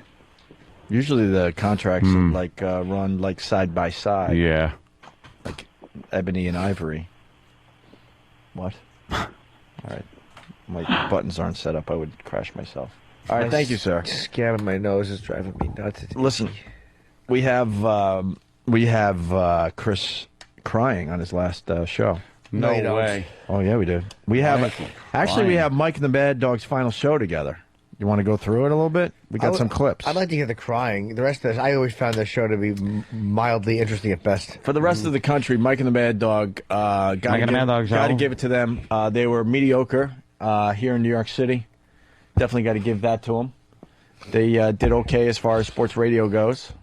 Yeah. They didn't have huge ratings. They didn't have bad ratings. They were just there, and the advertisers loved the show, and they were good at talking about sports, although they don't know anything about hockey whatsoever. Yeah, they would always neglect hockey. Yeah. And they've been together 19 years, and Mad Dog ran to satellite radio, leaving Mike behind. He finally couldn't take that fucking fat jerk off anymore. He felt like enough with Francesa. Yeah. And then Mike went on the show, and he was told, because this is what corporate does, we don't want Mad Dog doing a final show. No one gets to do a final show in radio. But then I give Mike a little credit. He actually had Mad Dog call into the show. Oh, they wouldn't let him in? No. God, what fucking babies everybody is. They wouldn't let him in. And this is what blows my mind. Obviously, they're pissed off that after 19 years, Mike and the Mad Dog are done, right? Yeah. But why not, for once go, wow, this Mike and the Mad Dog show made the company millions and millions of dollars, so why don't we do the right thing and let him have a final show? It's not going to hurt the bottom line in the end. And why don't you think about all the good the guy did for your company instead of right away, no! Erase him from everyone's memory. And wasn't fucking Mad Dog making less than Mike? I don't know. Probably. Oh, no wonder he's fucking annoyed. Because Mike is pretty damn pompous. And if they end up working together on satellite radio, I still say exactly what I'm saying. You got to hear what Mike said. The end of this radio show is just like the Beatles. What? Breaking up. Yeah. That's why, the crying audio is great, but you got to hear, some of this other stuff. Mike and the Mad Dog, come on. Yeah.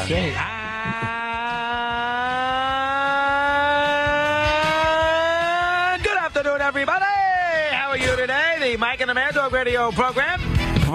That's how they start every show. Oh, it sounds great. And this is Mike pushing the button, doing the intro. And, of course, that's Mad Dog doing the So, and then Mike comes on all somber because it's a sad day for the Mike and the Mad Dog program. And for 19 years, a week short of 19 years, that motherfucker is sat next to me. Yeah. For 19 years, I needed him to pump up my radio show. That is how we welcome New York to this program. Every day, or most days, sometimes not in the summer, sometimes a rare day here or there.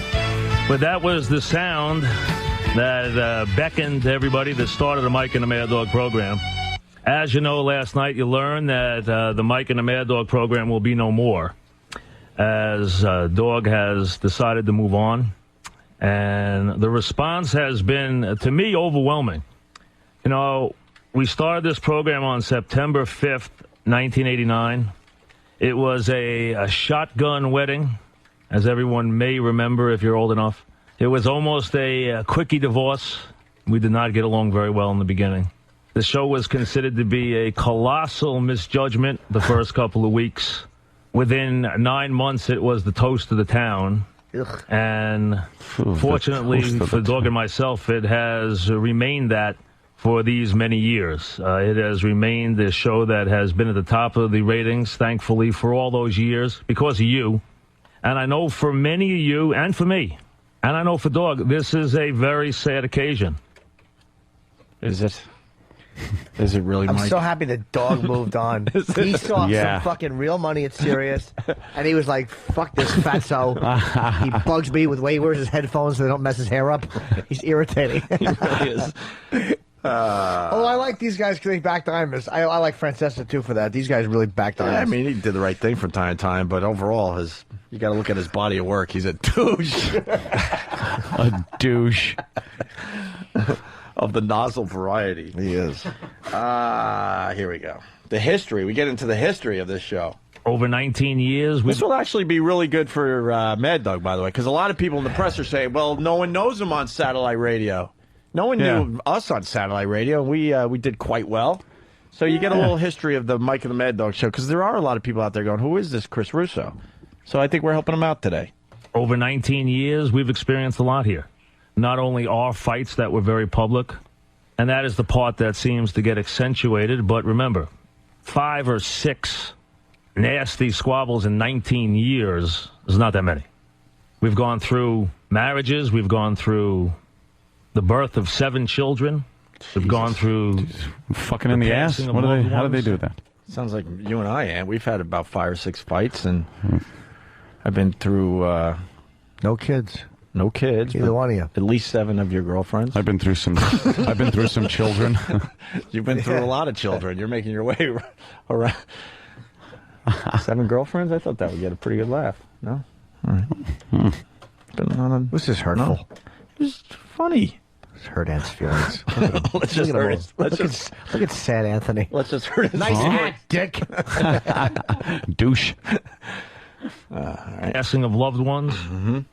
We've gone through some very memorable days, and with you with us all the while. Mm-hmm. And thankfully, we were able to be here all those years and to become very much the fabric, a part of the fabric of this great city, and really part of the foundation. As someone who called me last night said that you and Dog became the sports soundtrack of everybody's lives in New York over the last 20. Calm the fuck down. Holy shit, you were the only sports show for like 15 of those years. Exactly. Shut up. I can name you 6 million women that don't know who you are, fatso. Right. Of everybody's lives in New York over the last 20 years. That Mike and the Mad Dog became a must-listen was something that was always appreciated, I don't think ever taken for granted, and something that I think will remain a big part of our lives for as long as we live. I know, anything else I do from here. I'm 54 years old. I've just agreed to stay here for 5 more years.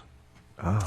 And wow. That's motherfucker. I bet you. You got your money, didn't you, Mikey? Yep, no team. Oh, my God. Let's talk about this for real.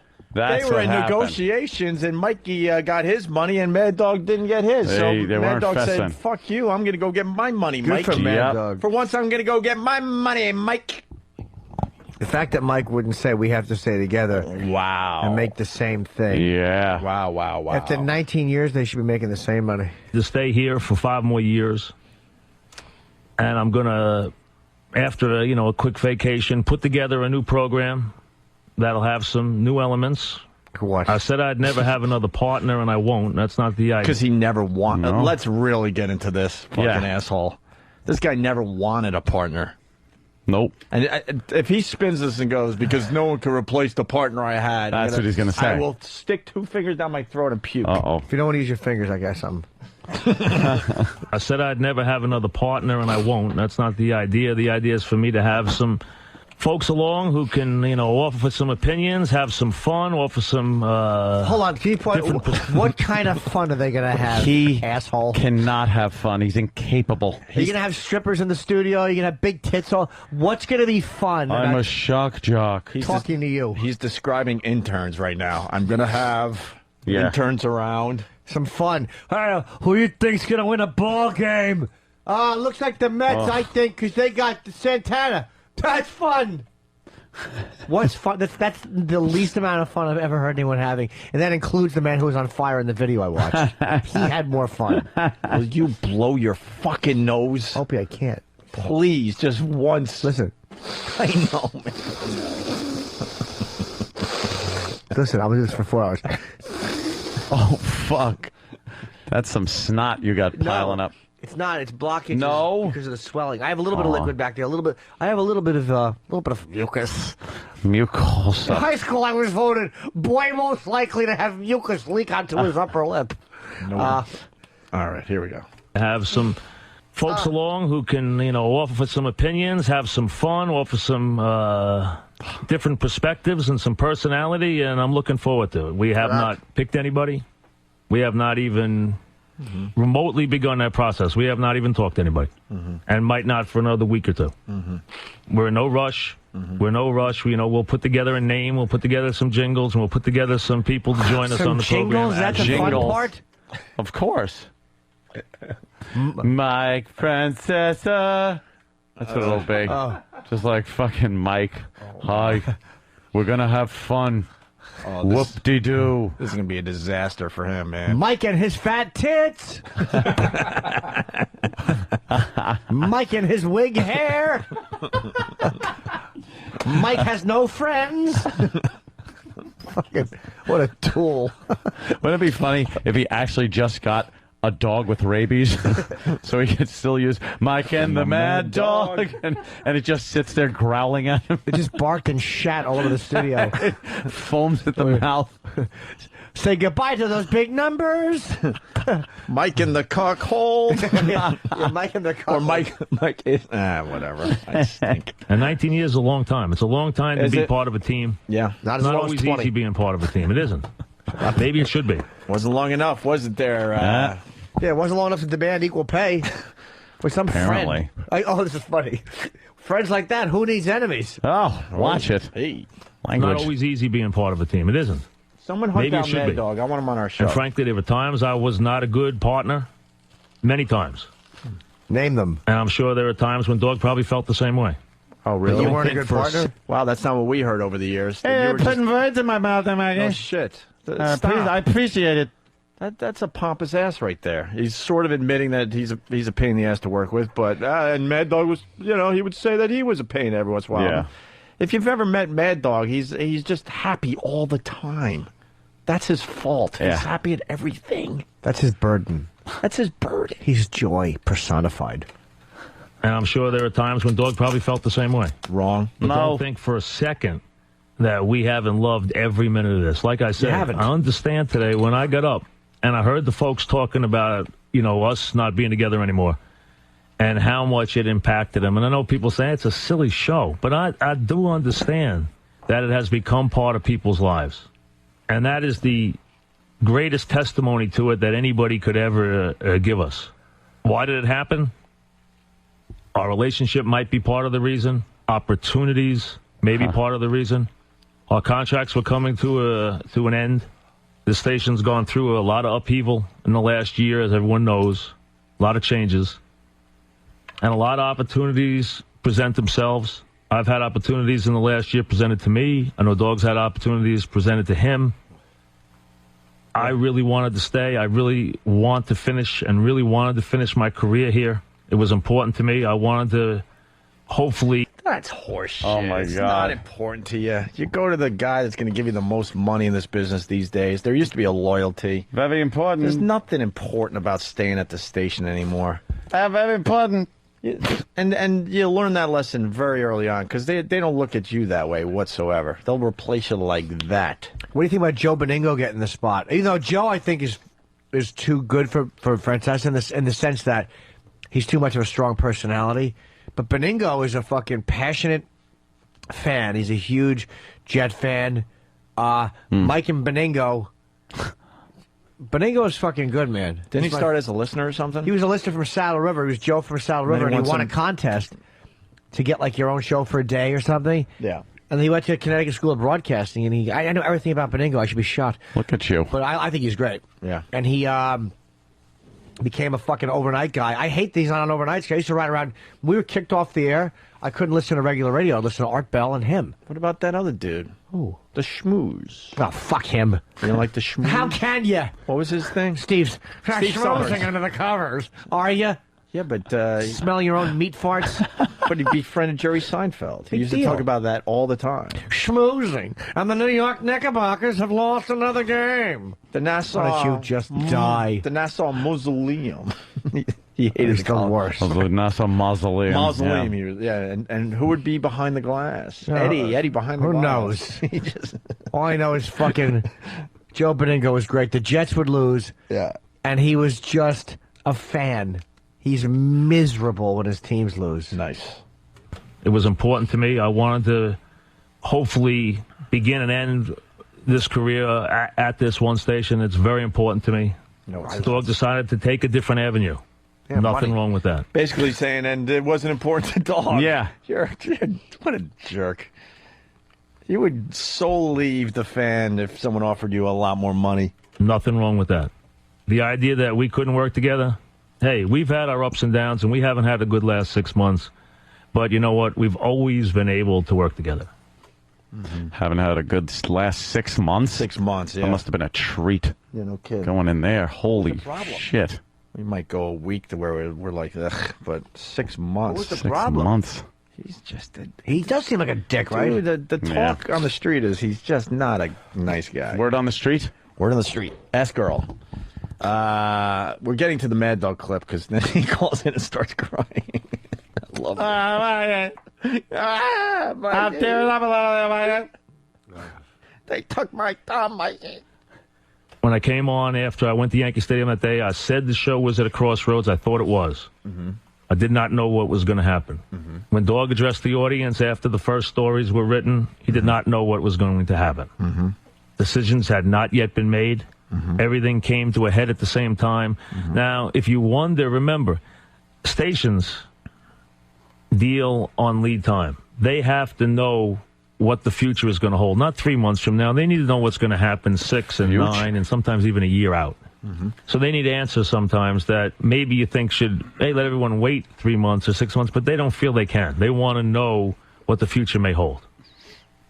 Mike and the Mad Dog probably happens to you once in a lifetime, and it happens to very few people once in a lifetime. It is I a can very count two. You and him, idiot. Once in a lifetime. Hold of yourself. Yeah. What are you talking about? Happens once in a lifetime. You know how many successful radio teams there have been?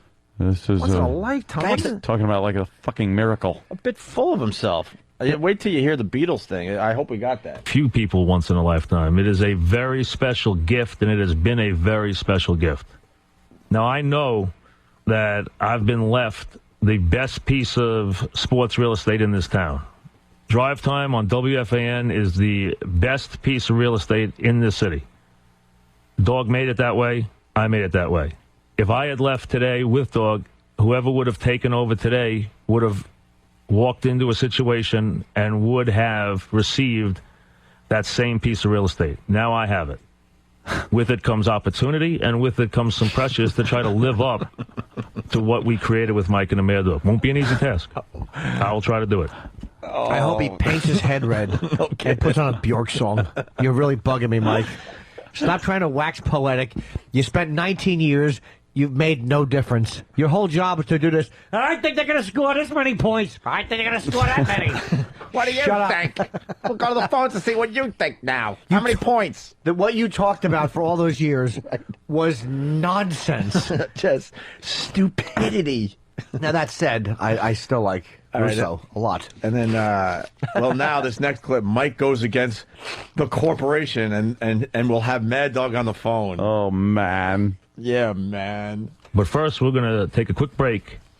And then, because I thought it was important, I might have overstepped my bounds here with the corporation. Whoa. Because, listen, corporations are ticklish. and they're sensitive. Ew. And when a guy leaves and he says goodbye, usually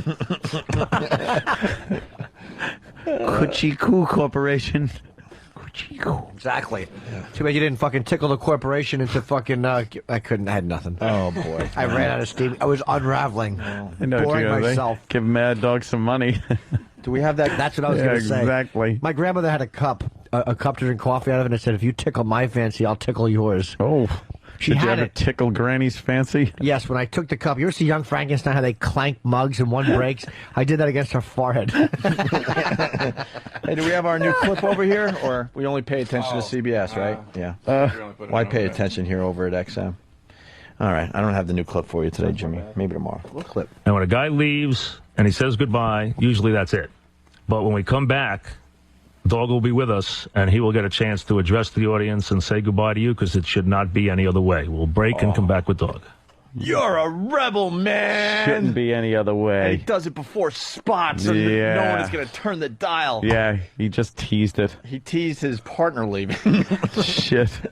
To get some PPMs up. The old PPM, the new way. Well, here we go. Mad Dog on the phone with Mike for the last time. Listen, I think the two things that I need to address is that there's this lingering thought that I'm leaving because of you and I not getting along, and that is not the reason. I know you know that. I called you Wednesday night to tell you that again. I know you know that, and I think the audience is a little hesitant. They think that maybe I'm leaving because you and I were fighting in the spring. That's not it. 48. It's time for a little change for me personally. I think this will both do us a little good. I think you'll do very well. I can tell you a challenge. Looking forward to it. You know, whatever I decide to do, and I haven't yet. I mean, listen. You know, sooner or later you're going to find out what I'm going to do. But I think that I just need a little challenge in my life, a little something different. I just think that it was the right move at the right time. They signed him without him knowing what he's going to do. Yeah, he knows. I got to put on a program. Not allowed to say where I'm going yet. Maybe I guarantee you that was one of the conditions of him coming on. Maybe. Don't. Yeah. This is a very, very tough call. This was not a decision that was made because, you know what, I don't like FAN. FAN's not treating me well. Mike and me are fighting. That's not it. I just felt at this point in time, I just felt right now it was time to try a little something different. I think it will help both of us in a lot of ways. There was many a year that you and I were on. We did a wonderful show, and I think that people who thought the show had reached its peak, I don't even believe that. I think you and I did a good job in the spring despite our problems. I think that you and I, with the big moment, were still as good as anybody. Wow, they're so taking the high road. What happened in the spring? Major problems. There was something that happened in the spring. Oh, yeah, they're taking the high road, both these guys. Did Francesa fucking rest his balls in Russo's mouth when he passed out drunk watching kitty porn? What the fuck happened to these two? This sounds like something huge went down in the spring. In the spring, when I rubbed my shit dick all over his curtains and he set my children on fire. When I had sex with your wife. Then I cut his rabbit's throat and put it in the soup, and he took my kid on the amusement park. What the fuck happened? I don't know. Something evil happened. I bet it was something stupid, like fucking Russo used 2 of Francesa's creamers, and then Francesa hid the napkin holder. And they just lost their minds at each other. Where's the napkin holder, dog? I don't know, Mikey. Your mother's a cunt. Die. AIDS. Puddle of AIDS reminds me that Mike and the Mad Dog did a bit, because you heard how self-important Mike is being, right? Puddle of AIDS reminds me that they once did a bit where they read the TV ratings of sporting events, and this went on for 20 minutes. I actually heard that. You did? I swear to God, and I kept it on because I couldn't believe they were actually reading TV Holy ratings for shit. sporting events. Well, that did 11.2. I thought it would do 11.3. What do you think, Mikey? Mikey, you gotta look about the Super Bowl 11. Let's go back to Super Bowl 11 and see what the ratings were.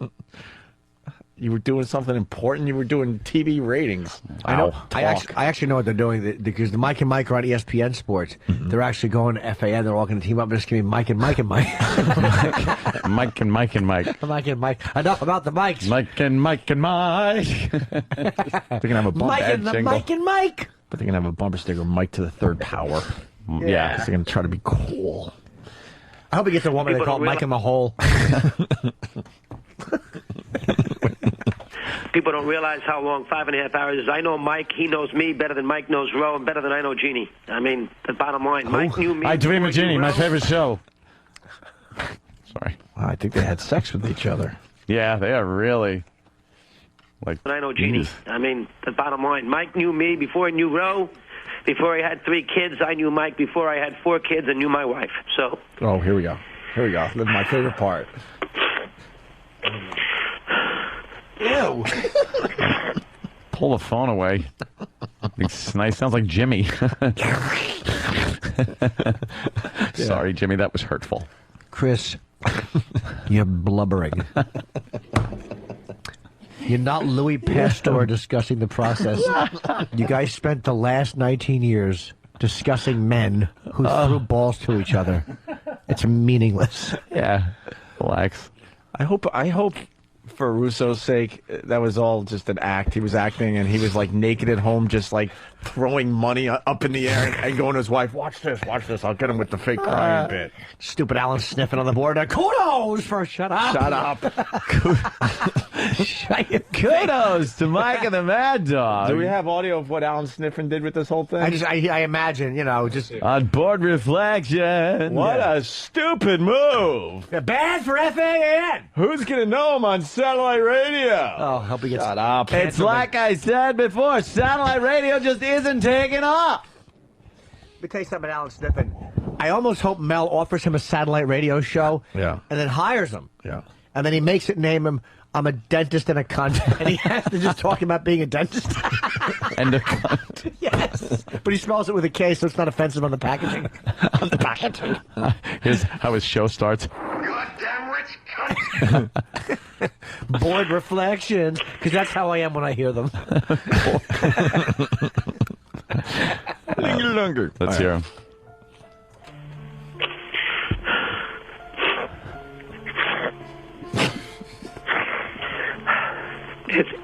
It wasn't an easy call.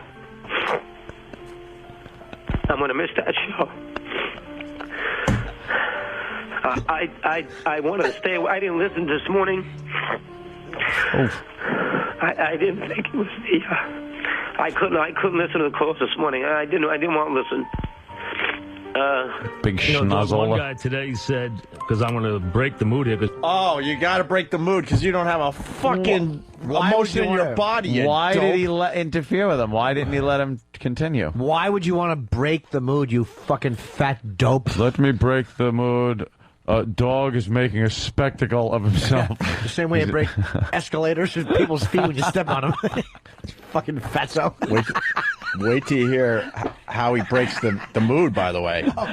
You're going to be amazed at this pompous ass taking the moment away from Mr. Mad Dog there. We got to go back to the blubbering, though. Yeah. Sounds like he's deciding if he should have a limb removed or try radiation treatment. Yeah. Dude, fucking Chemo John Walsh wasn't this depressed at 81 when he was doing interviews. Shit. Yes. Here's some more blubbering dogs. Sounds like he had to make a tough decision and pull the plug on a family member or something. Exactly. This is not euthanizing someone. You're making $15 million or whatever you're making. Good for you. Hey, he's Get a hold doing of about yourself. $3 million a year over the next 5 years. Damn, I broke my finger. Oof.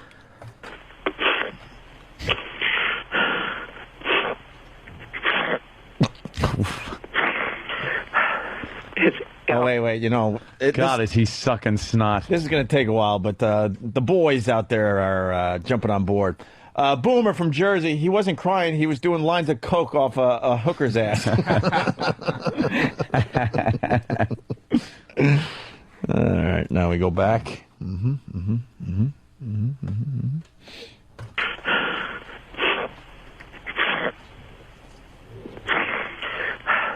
It wasn't an easy call.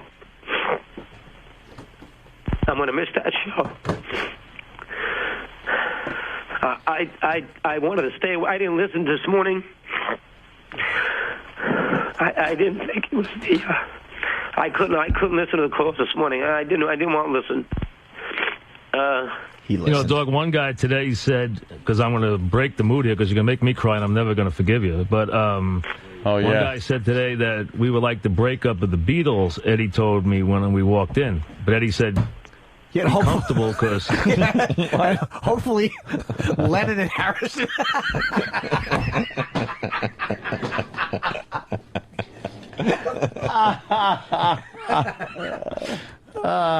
This Mike doesn't have a clue. Oh, he's a dope. This is a moment, and you have to, like, open your fat face. And Shut did you hear him going, because, you know, you're going to get me starting to cry. Boy, he sounded on the verge of breaking up there, didn't he? He sure did, Anthony. He sure did.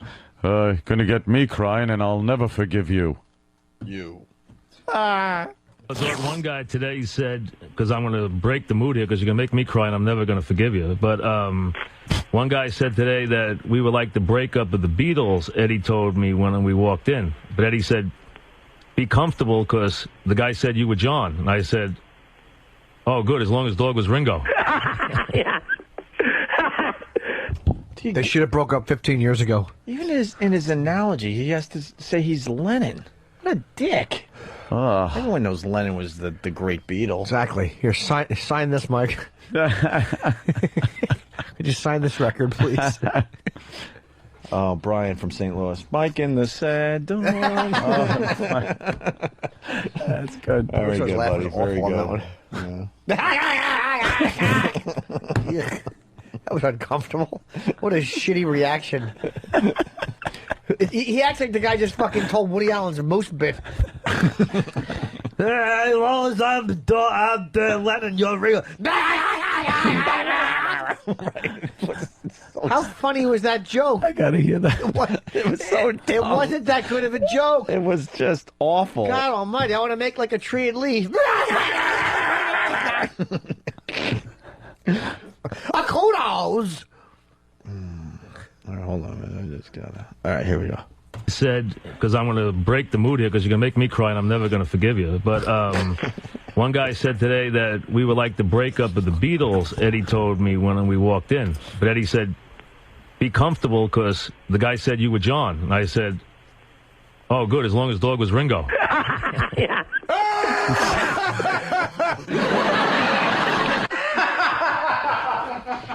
That's terrific. That's terrific.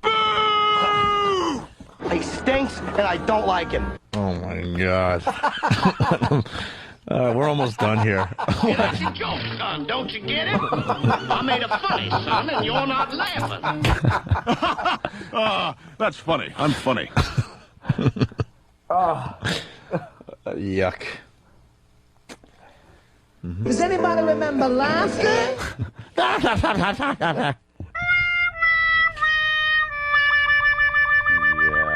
He had like a puppet laugh. That was fucking terrible. I would never try to make him laugh, ever. No. He was laughing because he's like, oh, now I know why I'm leaving. I don't have to deal with that dope anymore. You make me cry, I'll never forgive you. Yeah. Really? You wouldn't? You're going to make me cry, and I'll never forgive you. Fucking dope. You didn't even see what your partner was doing. Just signed on for 5 years. Sign. Person's on the line, I'd like to sign, please. Sign. Have you talked to the dog to see what he's going to do? No, just give me the pen. Sign here, page 8, sign here, copy, paste. Yeah, Dog, you're going to miss me. You don't even know it. I'm going to miss you. I'm going to miss Dog. I'm going to be a month from now. I'm going to be saying, boy, you know what I'm going to say to my wife? I really miss Dog. And she's going to say, get out of the house. Ginny say, what are you, nuts? Get out of here. Exactly right. I thought these two are exactly right. They should do their breakup show every day. Oh, yeah. I'd listen to this. I've never heard two people who were less funny together. Oh, God. I've never heard. Hitler and Stalin had bigger laughs going back and forth in the fucking meetings they had. The guy on fire had a funnier exchange with the other guy trying to throw the blanket on him. This exchange stinks. Kudos. Blah, blah, blah. Blah, blah, blah, blah, blah. What? Ginny say, "What are you nuts? Get out of here!" Exactly right. I felt very bad. And then he goes, It's still real to me, damn it. Boy. Get out of here! Exactly right. I felt very bad here the last 3 or 4 months with all this speculation. Maybe I could have handled it a little differently. I think that the thing that you and I had more than anything else, we had passion for sports. I love sports. You love sports. Missed the big game. I'm going to miss that. You did this with your eyes open. You know what you're getting into. I think you'll have a lot of fun. I don't think there's any question. You know what? You will have a great time doing what you do. You know that you did this, and I can never pay you back for these 19 years. It's been that good. It's something that I could never even have dreamed of, having 19 years like this. 18 and a half. Remember, you hated each other for 6 months? Yeah. Oh, where's the 10th clip? Oh. The big goodbye clip we don't have. Oh, boy. Adios. Oh, Iraq! Oh, no. No, it's not Iraq, is it? Here he comes. Oh, You dumb asshole! We just spent an hour to get to the point where he actually says goodbye for the last time, and I don't have the clip there, E, to the right. All right, give me 1 second, you'll have it. Sorry, I thought it was on there. You thought it was on there? You thought it was on there? Well, that's all right. That makes everything better. All right. He's sorry. He thought it was on there. Wait, can we ask Steve come in for a second? God, you're so improv. And just FYI, he didn't. Sniffen didn't do a board reflection about it yet, but this is what he had to say about it. He said he's not sure if SiriusXM should be spending big bucks on anybody, but he felt that if they were going to hire somebody, they should have went after Mike Francesca instead. Oh, really? Oh, brother. Francesca. Cesca. What did I say, Cesca? Yeah, Fresca. Cesca. Mike Fresca. Steve? Yeah. Sorry. What'd you want? The last clip. Yeah, where was it? I thought E-Rock cut it up for you. Did he not? If you were listening to the show, you would know. No, I know. I know. And I was listening. Yes, I know. I know. E-Rock's getting it right now. Yes. What did E-Rock say? If you were listening, he said, "I thought it was on there. I'll go get it right now." I love the G Wilder clip, by the way. Oh, I know. You dumb asshole! That's my favorite clip. That is a good one.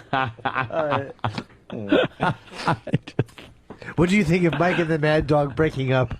I think it's tragic, really. That's it. Why? You don't even know sports. I don't know sports. And quite frankly, I could give a shit, but you know what? I had to say something. I had to say something. I'm kind of nervous I sent that email. Really? Why? Yeah, there's a lot of energy when we started the show, and now I'm like, why did we send that awful email? It wasn't awful. It was silly. Nothing hateful about it. Hey, Jimmy, I heard back from that lawyer, by the way. What lawyer? The one you asked me to get on the phone before. Oh.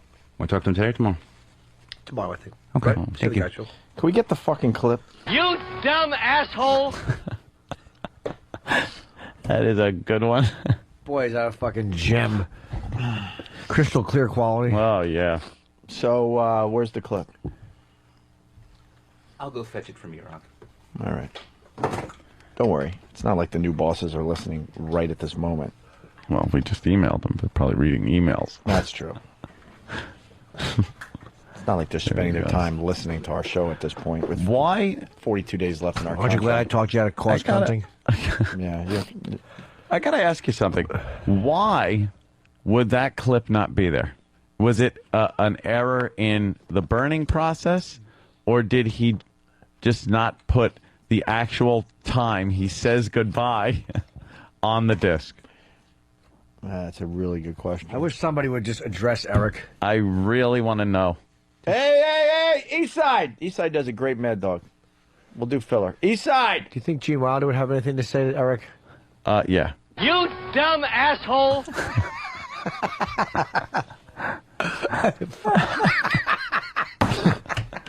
I love that one. There he is. Eastside, do your Mad Dog. I hear you do a great Mad Dog. We're playing the audio of their last show together. Thank you, Ron. Hold on a minute. Fuck Ron. Hold on. Yes. Ron Fez, noon to 3. Yeah. Oh. And get off that afternoon, everybody. How are you today? Mike and the Mad Dog radio program on August 19th, 2008. Talking to you about the world of sports. Michael, how are you? I'm fine, dog. That's it right there. Well, yeah, both of them. That's it My right there. specialty as a Mad Dog is Francesa. Oh, you do Francesa? Yes, because all he does is reverse the subject and predicate in sentences, and then pretends that what he said the second time is somehow profound. Like, Eli Manning needs to improve his quarterbacking skills. His quarterbacking skills, Eli Manning needs to improve. That's it. That's good stuff right there. Ron, do the 3. All right, thanks. Got pulled in there a little late. All right, thank you. Thanks for the party the other day. Oh, cool. You like It was fun to hang out with Jim and everybody. You like the big yeah. pool party there, Eastside Dave? Yeah. Got to hang out with every one of my friends and heroes from radio. A little drinking. Did right. Gene Wilder like Dave's impression? I'm not sure. Why don't we ask him? You dumb asshole! No. I just got off the bus. It's hot outside. You got a little Gene Wilder to you these days. Do I? A little bit. Oh, I see you shaved. So we're not beer buddies anymore? Nope. You take a bus here? Yeah. I take a bus from Holy shit. all the way down from the Jersey Shore just to get up here. No joke. Tell these guys how long you're on a bus every day. The hour 10 minutes. The entire commute's hour 40. Hour 40 each way. Each way. Where do You're you on live? a bus for 3 hours a day. Yeah. More. More than 3 hours that. and 20 minutes. Right. For the And then there's the mathematicians out subway, there. Mr. Opie, and then there's the driving to the bus. Sure. Where do you live? Oh. I live down by the Jersey Shore now, Jim. A place near Howell. Why? It's too far. I don't know. I wasn't thinking properly. A child came into my life, and she slowly made me bankrupt. Little fucking. Oh, you saved money. Yeah, I thought I was going to save money, and then I realized that's not happening either. Yeah, because you're spending a lot of money on the commute. I forgot about little details. Right. I'm not reliable. Yeah. Well, that's what happens when you have substance abuse problems. You forget about the small things. And I'm like, wow, more money's leaving the house than's coming in. Oh, you got that going on. Yeah. So, if you ever want to throw an extra 100 or so, I'm open for anything. What do we got today? Thank you. I'll give you. Who do you ask for a raise? Opie. I did. Don Wicklin gave me $70 a month last time we were up for raises. $70 a month? That's nice. Jesus Christ. Dave, I could give you $9 today. All right, thank you, Opie. $9. Thank you, Opie. Ron Fez into 3. All right, there's your $9. I won't. I won't be giving you anything. Sorry. Thank you very much. All right. Okay. You. All right. Goodbye. Now that was called filler, and we still don't have the clip. You want to take a break? Where's E-Rock? Can we have him come in real quick? Yeah, E-Rock. E-Rock. That's not me, by the way. People get mad when my phone goes off. It's somebody else's. Not me. E-Rock. What happened? I don't know what's going on. I was doing something else. You dumb asshole!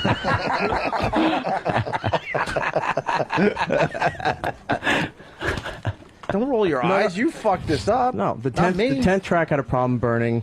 Steve's burning it right now. It's almost done. But how come, I mean, I know you're busy, but how come it didn't get burned before that other stuff came in? Yeah. Because I thought it was. I thought all 10 tracks were on. I wish there. you were burning like that guy that put on the video. So now what? It's right there. You guys do realize the new bosses are listening and taking notes, right? You dumb asshole!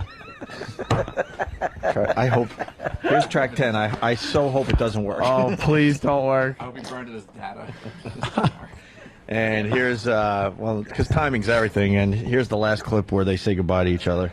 This is it, the last time they talked on a radio show together. When I was with a friend of mine in the city, and I was not married and everything, obviously, and I got a call from Mason saying, listen, this is what we're going to do. You talked about this before, too. We're going to put you with Mike, the two of you. And I said, geez, they're going to put me with a partner here? I haven't worked with a partner in my life. Mike doesn't know me. Boy, Mike and I mean, Mike's dominating. How am I going to do this? I'm a nutcase. How's he going to deal with that? And if you would have told me then, August of '89, that I'd be sitting here August of '08, still doing a talk show and having this much success, I would have thought you're crazy. And so I heard you say the same thing. I would not be in this situation if it wasn't for you. you would not have been in this situation that it wasn't for me, and we owe it all to the fans. Bottom line, we owe it to the fans. Absolutely. Knock 'em dead. I'll speak to you soon. Dog, be well. Okay. You dumb asshole! That was the most unemotional ending I've ever heard. Dog, Knock be 'em well. dead. See you soon. Dog, be well. Dog, be well. Take care, Fatso. Beat it, Lisp. That's what they should have just said to each other. Hey, got a lot of Fatso over there. All right, it's the Mike and Impediment show. We just filled for 15 minutes to get that on the air. Yeah, that was it. All right, well, why didn't Iraq tell us that it wasn't really worth playing? Iraq didn't know what was going on. And we're going to take a break. Jimmy is going to maybe blow his nose. I can't. You don't understand what's happening, Gregory. My mustache hairs. Hold on. I'm not Gregory. I know you're not, but it just sounds more That's official. why the two G's at the end. Yeah. Here's what I'm going to do with my mustache, by the way. I've decided I'm going to grow it very, very long, and then I'm going to comb it up over my face and part it with bobby pins. So I look through a hair curtain at all times. Boo. Boo. LOL. Ugh. I hate when people write IMHO on message boards.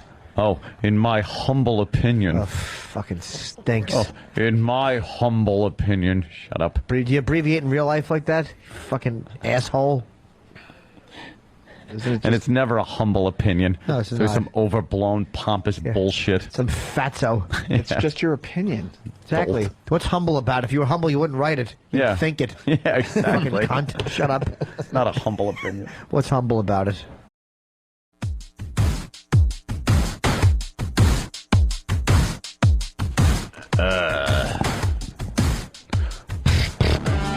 We're back.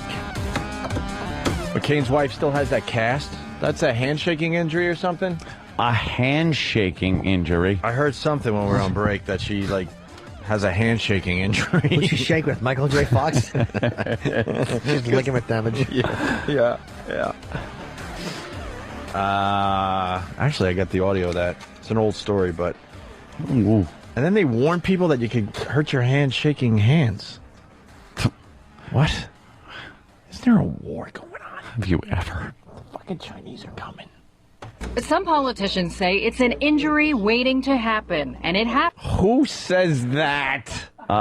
I've never says that? I've never heard that. Who says that? Fucking Yitzhak Rabin? Oh. You dumb asshole! Let's get it. See, that was going to say Anwar Sadat and other people have been killed. Yes. Some politicians say it's an injury waiting to happen. What? A bullet to the head? What made you think when my dead guy one bombed that was a great subject? Because I swung twice and missed. Because you know why? I gotta admit something. I never heard your line. Oh. And I'm quick to push the buttons, though. Oh. I never heard your line. It was about a guy getting shot. I get it now. Oh, Jesus. I swear to God, I just knew it bombed, and I ran right to my machine, and then the beauty of it, I tried the same fucking thing. All right, let's try again. Some politicians say it's an injury waiting to happen. Oh, Robert Kennedy? Lincoln? Fuck. All right. It's silly time. We need a sweeper. All right, find a black guy. What?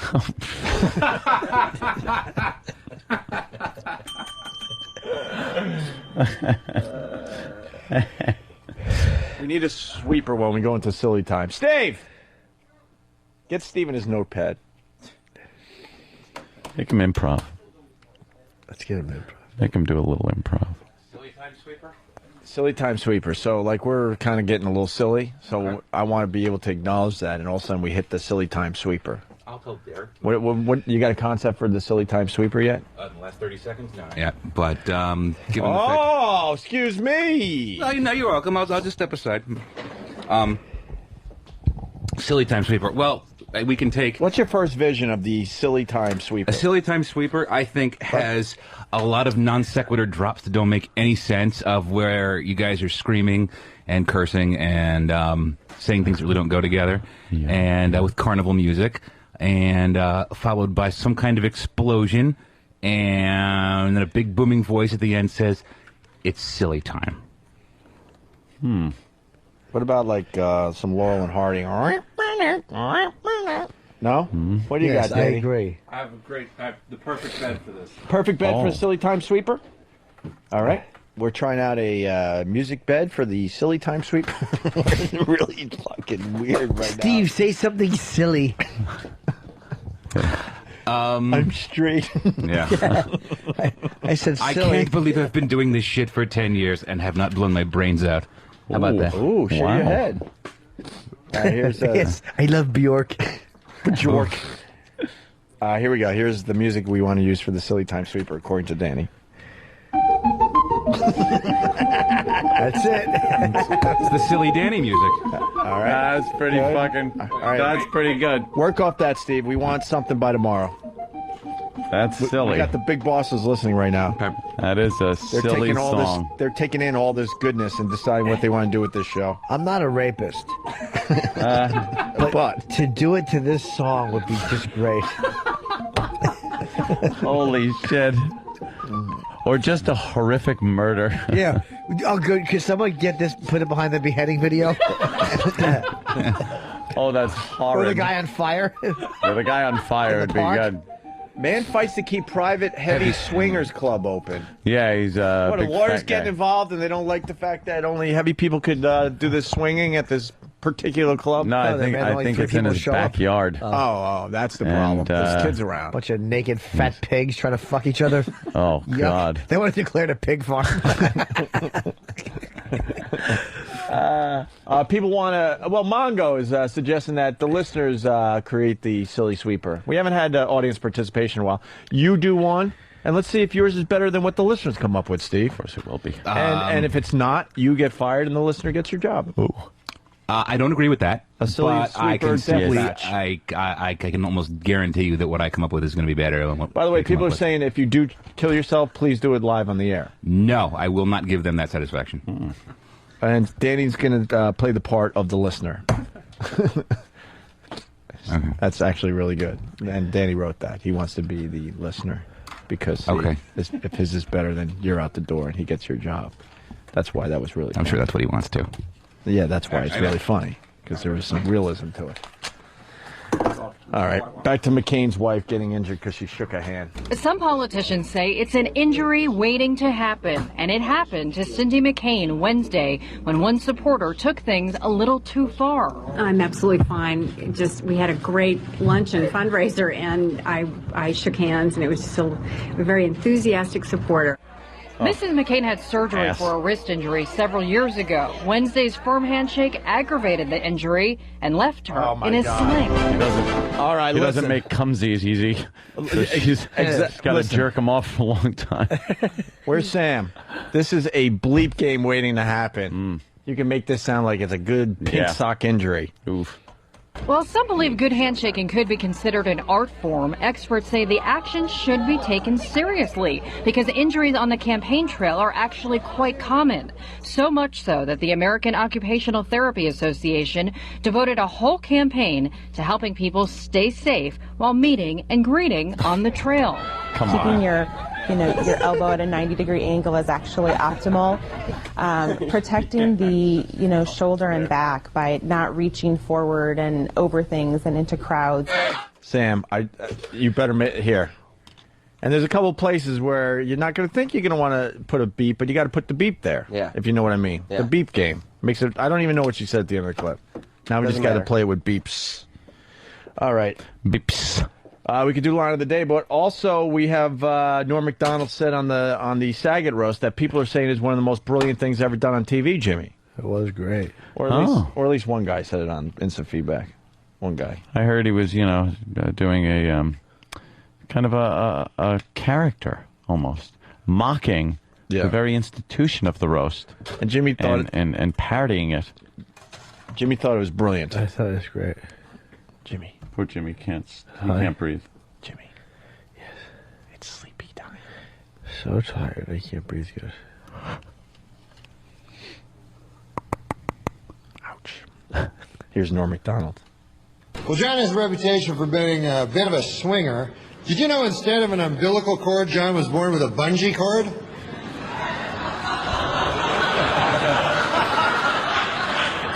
And Cloris Leachman is here. Cloris?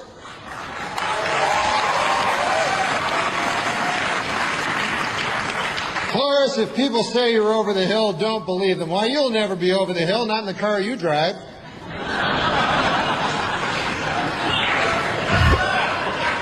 Greg Giraldo is here.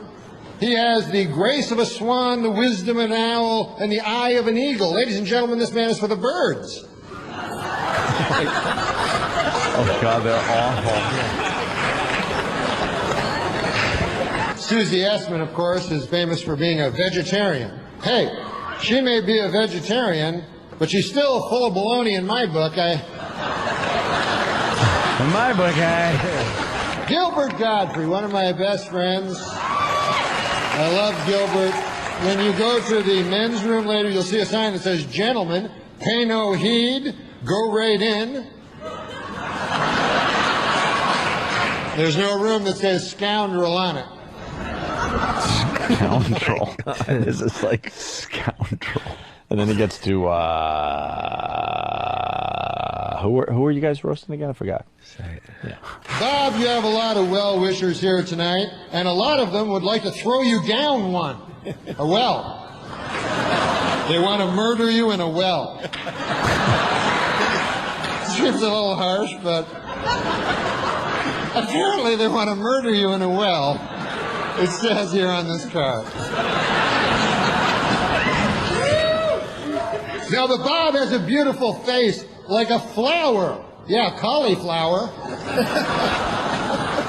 No offense, but your face looks like a cauliflower. Now, I heard you have hair in your chest, Bob, and, well, let me tell you something. That isn't your only resemblance to Rin Tin Tin. Rin Tin Tin? Your dog face.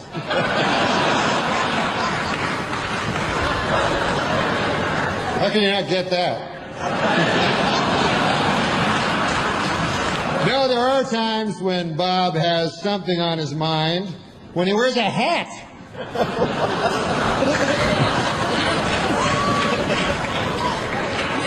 With no thoughts at all, just a hat.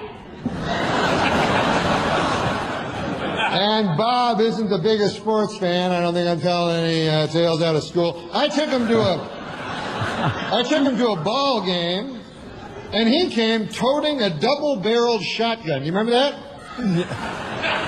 I said, "What the H is that for?"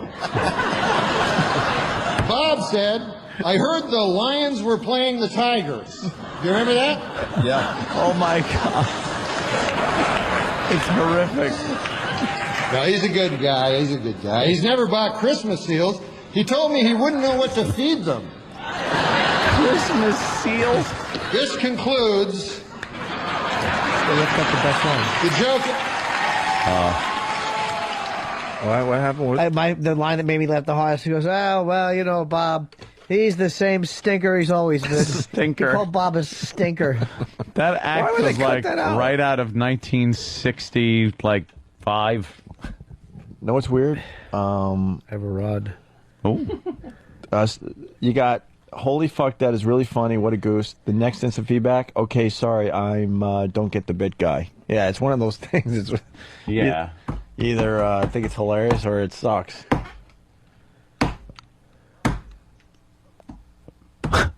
Just tap. Are we going to make it to the end here?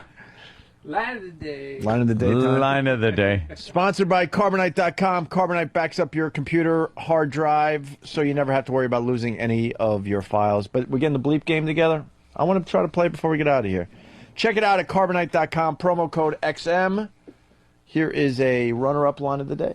She does look good. How about a face shot there? Doesn't matter what her face is. No, I mean you. How about a face shot on me? Anything? Don't need to ask. Just no need to ask. Just go tie my shoe and pretend you're yawning. It'll happen. That was funny. Do we have to worry about Tropical Storm Faye? Oh, no. All right, good. Runner-up line of the day, another one.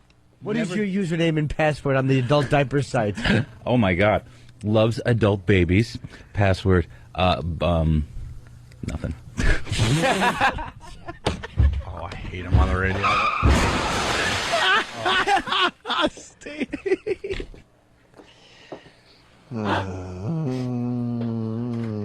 Very good. Steve's stinking up the joint. Yep. Another runner-up line of the day. Yeah, I've done that. I got a few pictures of my hog. They're like, Oh, do you? yeah, of course. Yes. Could I see those, please? Yeah, we get a lot of. I filed under delicious.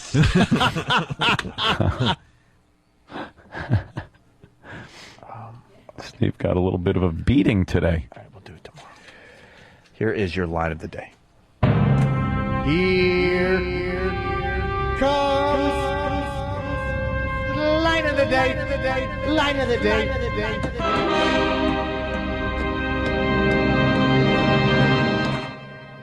But this fan sent me a link to a video site. He goes, it's the worst site on the net. And I don't remember the name of it. I'm trying to find it. Foundry music. I don't know what's going on. I was doing something else. Oof. Steve got a beating, you're right. Yeah. Earl. Hello. Look at Earl just kind of saunters in. Earl, what do you think of the Mike and the Mad Dog thing? Weird. First thought in my head is weird. Yeah. Why is it weird? Just thought it was one of those things that you wouldn't never see end. By the way, Ronnie Fez noon to 3. Too late. You're supposed to say that first. What's So you're a little broken up about it.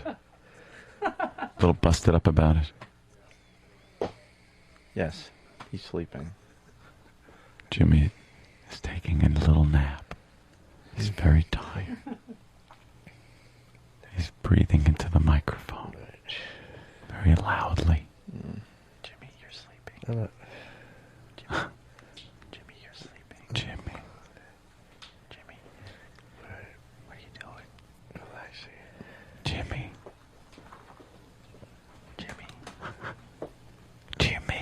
Yes. What are you doing? Relaxing. What are you dreaming about? Tell us your dreams. 2 guys dying. I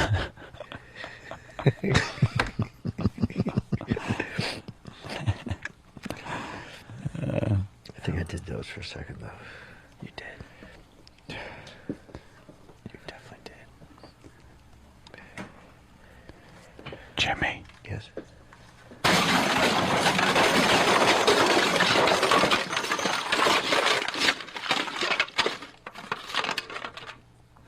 What's that? Jimmy. What?